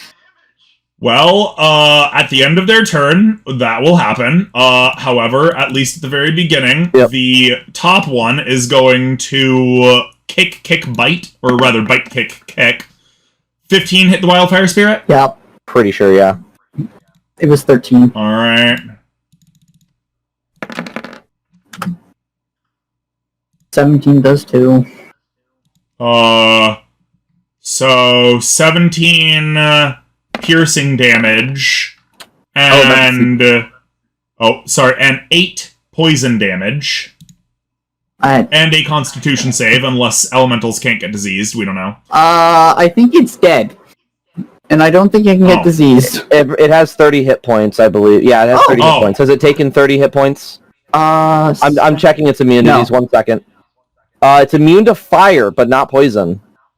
All right. Well, then, in that case, it'll use its second attack, a kick, which will hit. Sure, it's dead. Let's see the damage but almost certainly yes. It's dead. Yeah. So here's the real question. Once something attacks, we would really fucking like it if you would bring up the menu, roll 20. Once something attacks, can it keep moving? Yeah, and then attack again? Yeah, I can break up its move. Can it break up its 3 attacks? Should be able to. I don't think that's specific to the attack action. I think that includes multi-attack. Yeah, split move and fire is a thing for 5e. It can get to here. How many feet does it move? That's... Yeah. 15 feet? 15 feet. And because 15, yep. And so it 64. And it enters the wall of fire. And so it ends its turn there as well, so that's another 5d8. So 16 from the spikes. So one moment. We're just gonna give it the 28 right now. Yay. I And then how much from the spikes? 16 from the spikes. and then the yep, and then the other 18 is for the end of its turn, we'll say. And then I have to roll whatever for the other ostrich, depending on what it does. Well, first it's gonna kick at you. Cause One more it attack. can still do that. Right, one more attack. Yeah, it's got one more attack. Yeah. Is it kicking at all this or me? It's kicking at Aldous. For 26. Do I want to take the damage, or do I want to cast Silvery Barbs? That is the eternal question. And the answer... Can you repel it backward? Yeah, I'll take the damage and repel it back another 15 feet! And 15. 15. Alright, now another 64 damage.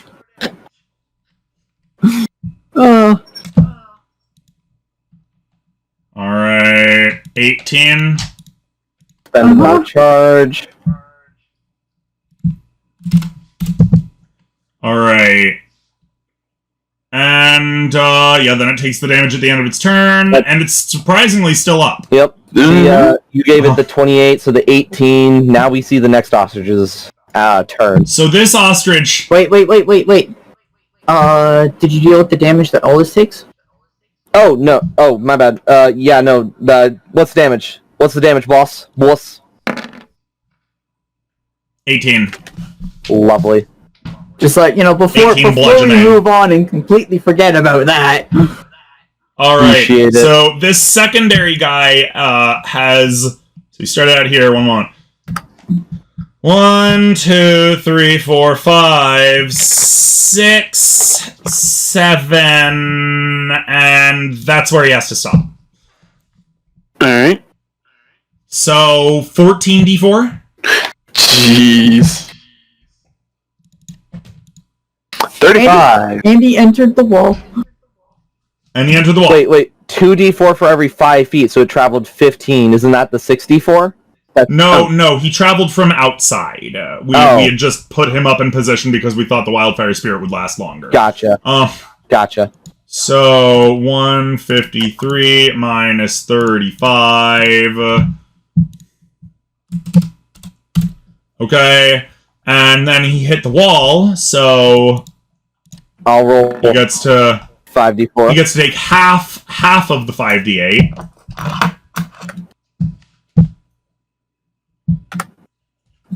$22. 22. So we'll just... Alright.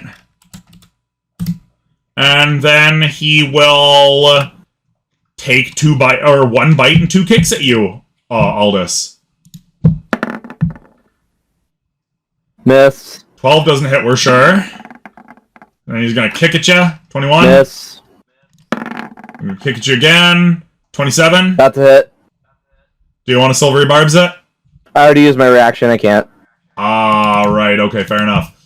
Alright.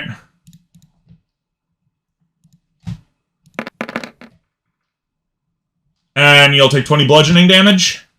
Alright. As it kicks you real hard. And that was all 3 attacks, right? Believe so. So it is the end of their turn, and both of them are technically on the hot side of the fire, so... The kick doesn't do the poison, right? No, okay. no, only the bite. Yep. So roll 5d8. For only one of the guys. Because the other guy already took his... Another 19. Awesome. And that makes it Oleg's turn. Oleg, they're starting to get onto your side. Oh no! Oh no! Oh no! I'm gonna shoot him again with my short bow. Which one? I have only one short bow. No, never mind. Which part? Which one looks more hurt? The one on the top is definitely, like, on fire and getting completely fucked up. I'm gonna shoot at that guy then. Okay.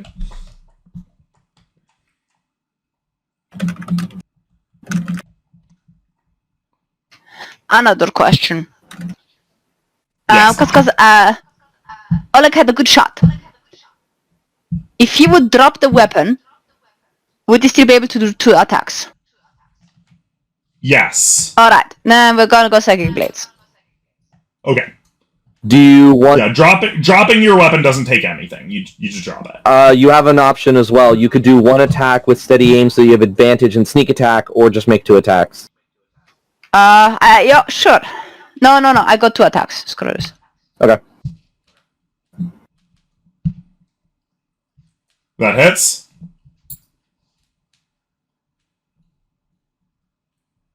Wait a sec, my Alright. sneak's still on. Sorry about that. That's fine. Don't worry, we didn't pay attention to that. Yeah, so 8 Psychic. Alright, it's still up. Holy fucking shit, those sneak rolls. I know, Jesus fucking Christ. I'm just saying, Sorry. that's a lot And of another dice. 12. 8 Psychic. Yeah, sorry, 12 does not hit. Yeah, no, never mind. So somehow it's still alive. Torner, it's your turn.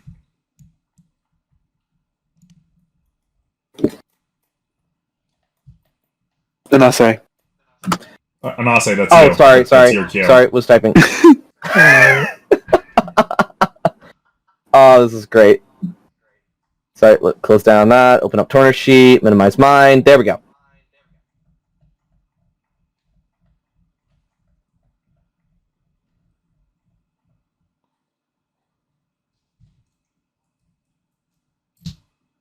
What would Torner do? What would Torner do? He'd blow everything up. We've said this again and again. Hey, Aldous, or Ace, you can blow that up. I can blow It that wouldn't up. do anything. Yeah. Doesn't it have to enter to use the reaction? Oh yeah, that's right, it's a reaction. Yeah, Yeah. it has to be there. Yeah, it's to enter the area. Damn, he's got so many fucking spells. I don't know what most of these do. Scorching Ray. Blow. Yeah, Fireball. yeah, Scorching Ray. Alright. I'm gonna start with the top. Because he's looking pretty hurt. 27. Success. 7 damage. He dead. Bottom one, 2 more attacks. 18. That's a- Success. 8 damage. 8 damage. 24. 3 more. Okay. And Starwing. he does not have a bonus action. Yeah, he's good. Thing is gonna fly over the wall and use the help action. And the ostrich, and then fly the fuck away. Keep going. And then she's gonna have her spiritual weapon move towards the ostrich and attack. We don't think it has to. No, the ostrich moved since it last attacked. Okay. I forget exactly where it was. Alright, attack! That's a miss. That's a mess, sorry. Alright, Calden? Calden. Swing and a miss. Calden's gonna go... If I stood here, would I be in the thorns? No. No? It doesn't cover half of your thing. Alright. So I'm gonna stand there.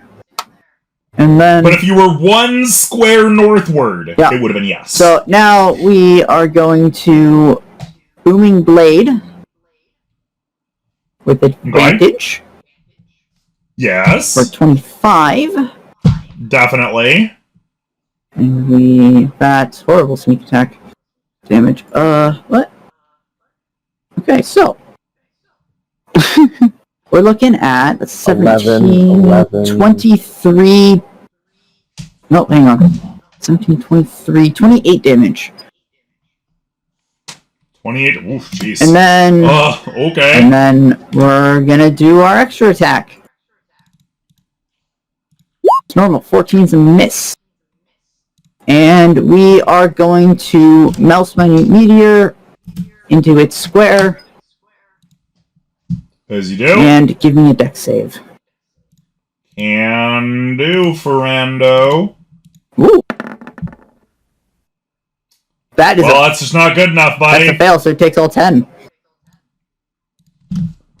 Just takes 10 square to the chest. Yep. Alright. Inarl, it's your turn. This thing's on its last leg. How much damage can you do? Well, let's see where I can... I could have her move up here. Move up here. And then do Thorn Whip to try to pull it towards her across the spikes.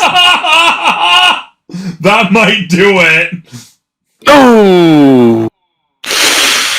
Was that a crit NRL. fail with a spell? NRL, Yes, it we're was. sorry to tell you that that's a spell that you just critically failed.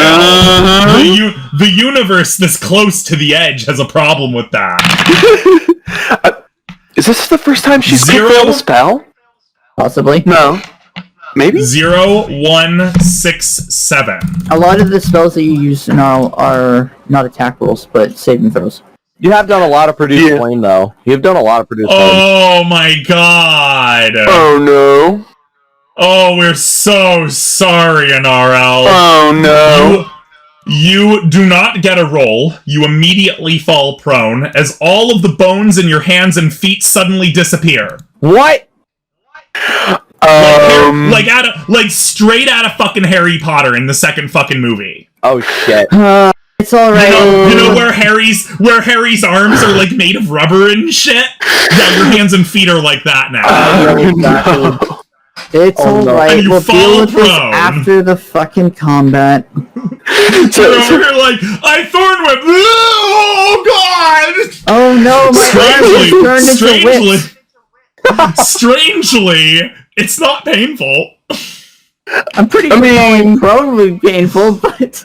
That sucks, sure, but she's only got like 2 feet to fall anyway, so, you know. I mean, fair point, but still. Face planting. Yeah, needless to say, this scares the shit out of her.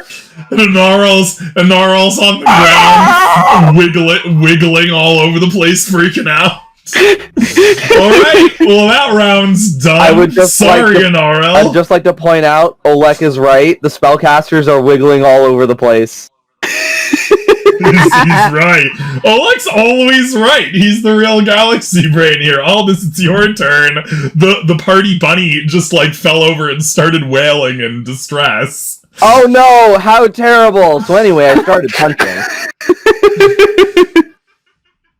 Oh no. That's a miss. Anyway. Yep. As a hit, That is a hit. 15 thunder, strength save. 2 seconds. Yep. Oh. Oh. Is that the second time I've rolled max damage on the hit? That's nice. Strength save? Yes, please. DC 17. It got it. Oh, wow. I tried.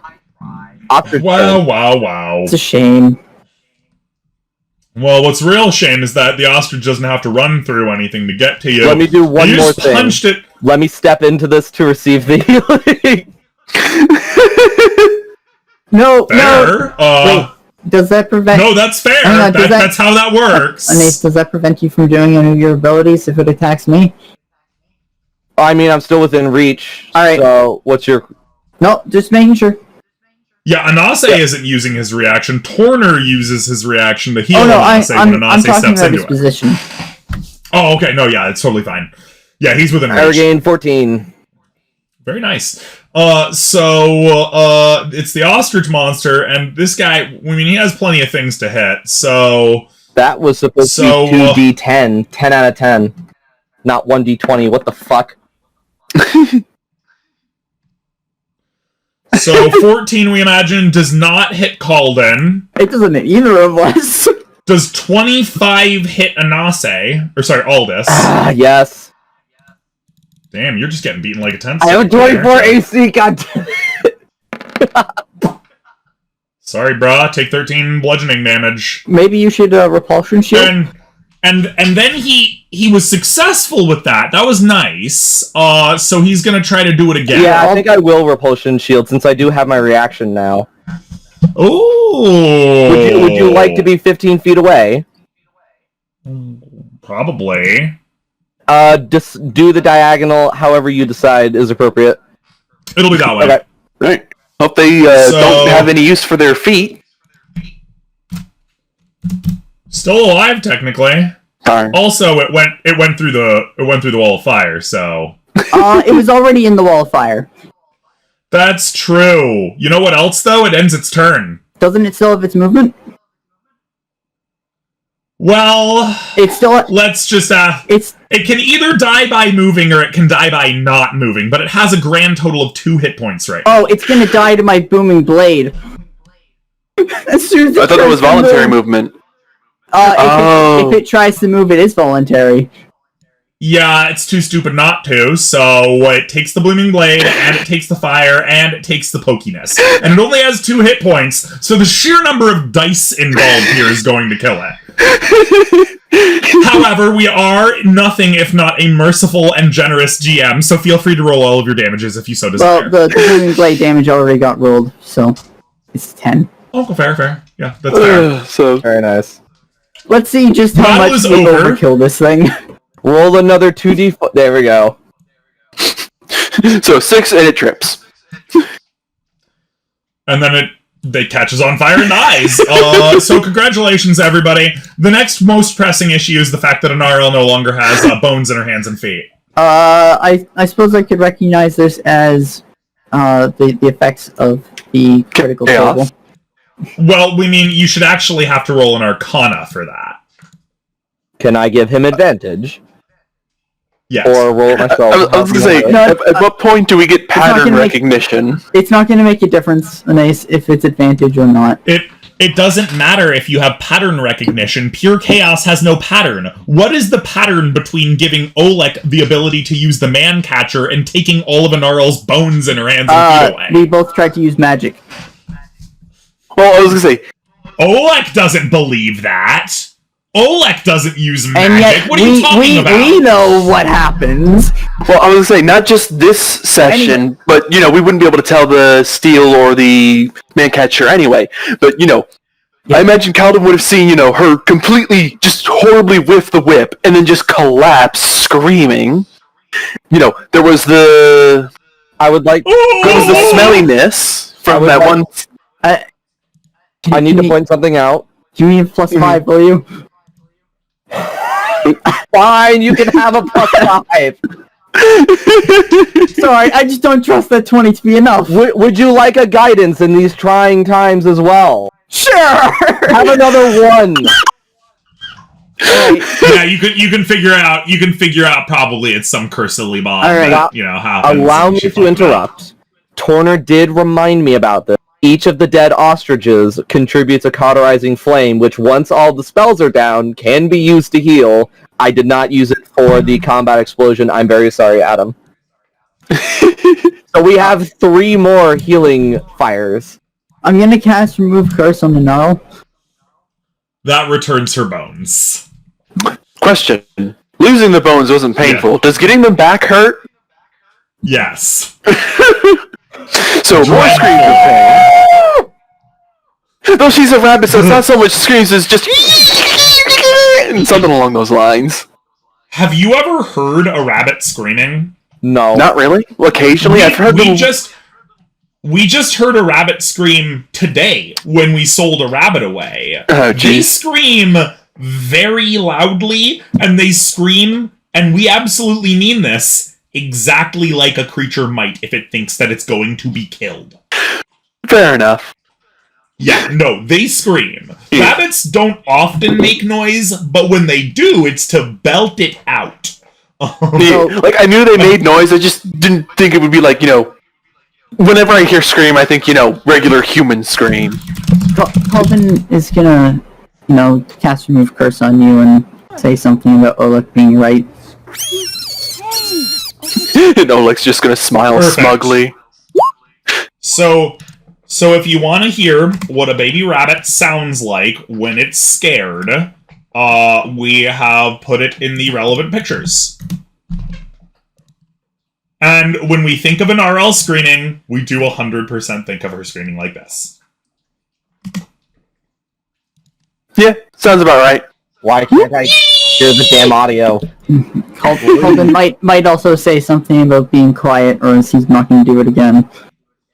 Also, hope everybody had fun there. You are officially setting out. Congratulations, you guys beat the Grivids. They are actually, roll an Arcana. Anybody who wants, roll an Arcana. I can do this, and so can Dorner! And I can do this. Wait, shit, that's acrobatic. Sorry. Does a backflip? I think I know what this is. Does a backflip into the thinker position. Down. So before we leave, because Calden still has Mouse Magnet Meteors and he's not gonna get them back, he's gonna Just go fire them off. He's gonna use them on the bodies. Like all of the assorted bodies. I don't know if we're leaving this scene or not. In Narel, these are Grivids.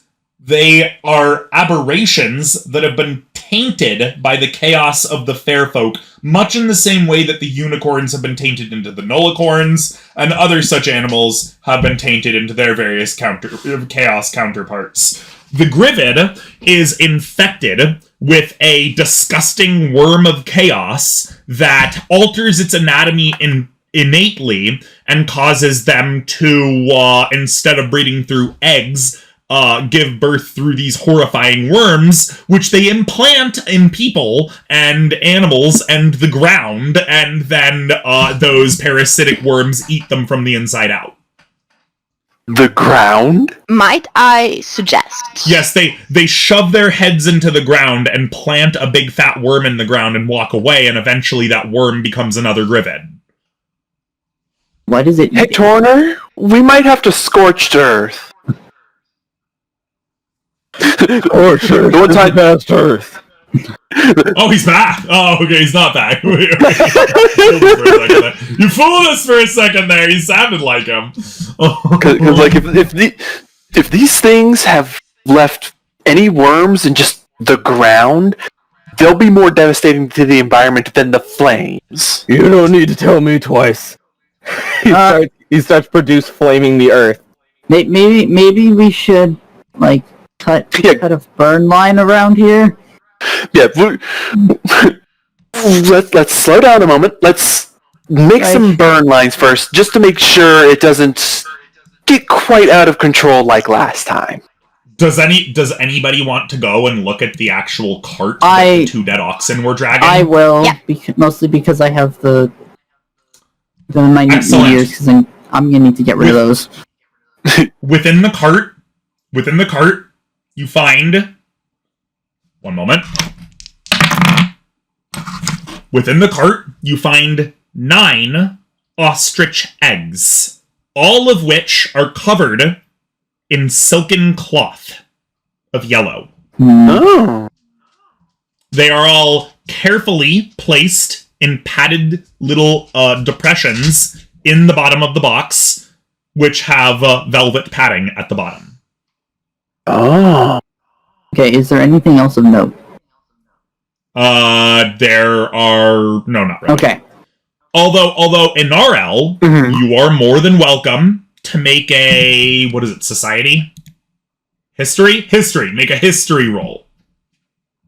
Actually, yeah, no. You're more than welcome to make a history roll in RL. Is it because of the eggs, the ostriches?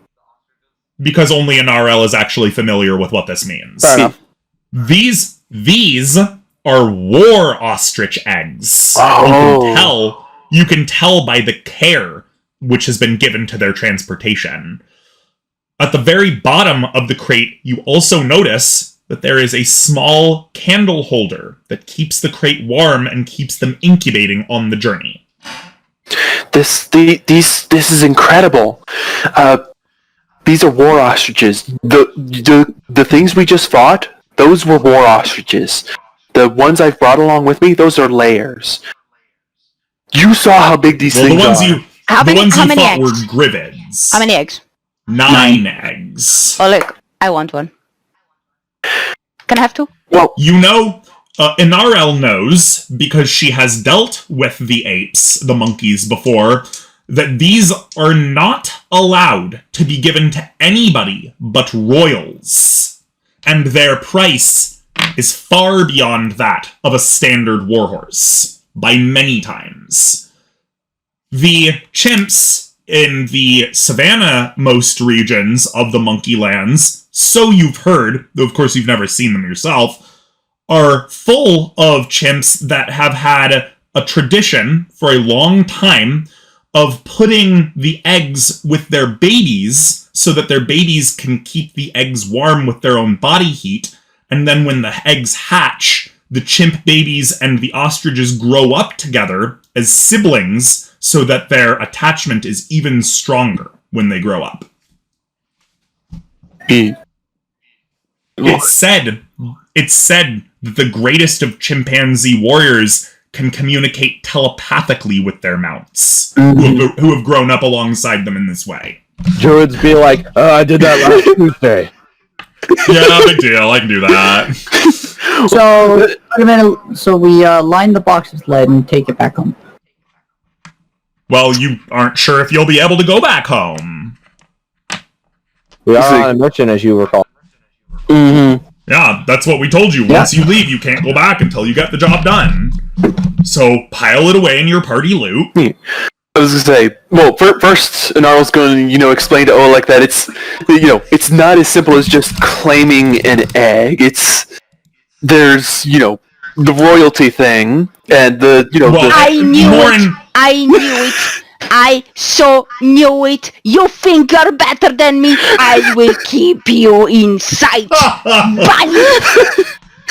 You don't get it. If we ever have visitors from these people, they might take offense to just seeing their war ostriches wandering around. So You know that they these get things upset are because sacred. I have a bunch of birds that they didn't kill. They didn't die because I took care of them, and that gets them upset. What the heck is wrong with them? Here's a question. I don't know. Do we see any bodies belonging to whoever was transporting this cargo? Humanoids? Yeah, we told you, or way at the very beginning, we told you see chimpanzee bodies. Oh, that's what I was about. My bad. Yeah, they even have leather. They even have leather harnesses on them and stuff like that. They were clearly sapient. Do any of them look like royalty? Well, roll history. You don't know anything about chimpanzee adornment or society as far as we know. There is history. I'll join in on this. Yeah, feel free. Oof. Inarel's the real, oof. Aldous can see that one chimpanzee who made it out to about here. You see where we're clicking? Uh-huh. Yep. He made it. He was clearly running away, and he made it to about there. And he has what appears to be a headdress, which the other 4 or 5 do not. I know where Flicker's going with this. In other words, were the owners killed or not? It was actually more, if none of them are royalty, then these eggs have been stolen. Well, it could be being shipped. Roll an investigation. Oh, that's better. Yeah.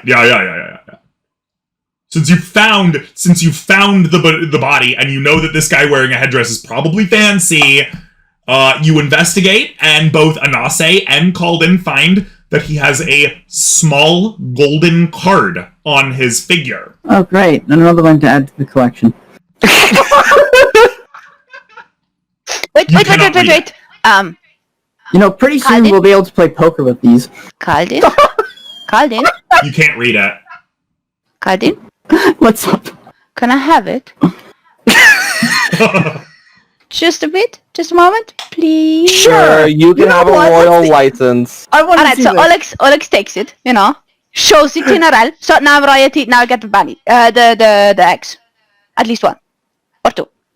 That's fucking hilarious. I love it. Narl's gonna, she's gonna put her hands together, have them up by her mouth, that just is Concern. the concern, just you can have. I'll take care of them. I've been given the ostrich care training. Hopefully it's the same for war eggs. I mean, hopefully, but you'll have to give me the card if we find any more of these people, we can, return the card to them to let them know that this person has perished. Because you really can't keep that and claim it as your own. So I can't have the eggs and take care of the birds. No, I can't keep the You gold can have the thingy eggs. that the guy was already dead from. Seriously. You can have the egg. You can have an egg. You can have an egg. I'll show you how to care for them. Can I have two? But you can't keep the card at the Okay, very can I have least. one? And if I have a male one, we switch. I want a female one. I want to have a family. Why? I want to have a boy and a girl. We can work something out. We can work out a breeding program. Alright. Alright, I can have my big birdie. I like it. Okay. Okay, guys. Oh my god. and, So funny. and Narl is choosing the, social faux pas over the potentially illegal thing. Alright. The So you've agreed? owner is that- dead. So yeah, this works. Guys, Mm-hmm. begin digging graves. Just mold earth it. I don't care. We need to I would burn say- these bodies. Yeah, I was gonna say we'll put the bodies in a hole, burn them, and maybe check the area to see if there are any holes in the ground of worms already. Because if there aren't, we can. There are not. Don't worry about it. It's fine. Then we don't have to scorched earth. Yeah. We can leave them a nice grave. Alright. So, stuff's done. Hope everybody had fun. That's all we got for today. Yeah. If you like what you saw here today, you know what to do. Everybody, feel free to say goodbye. Bye. Bye.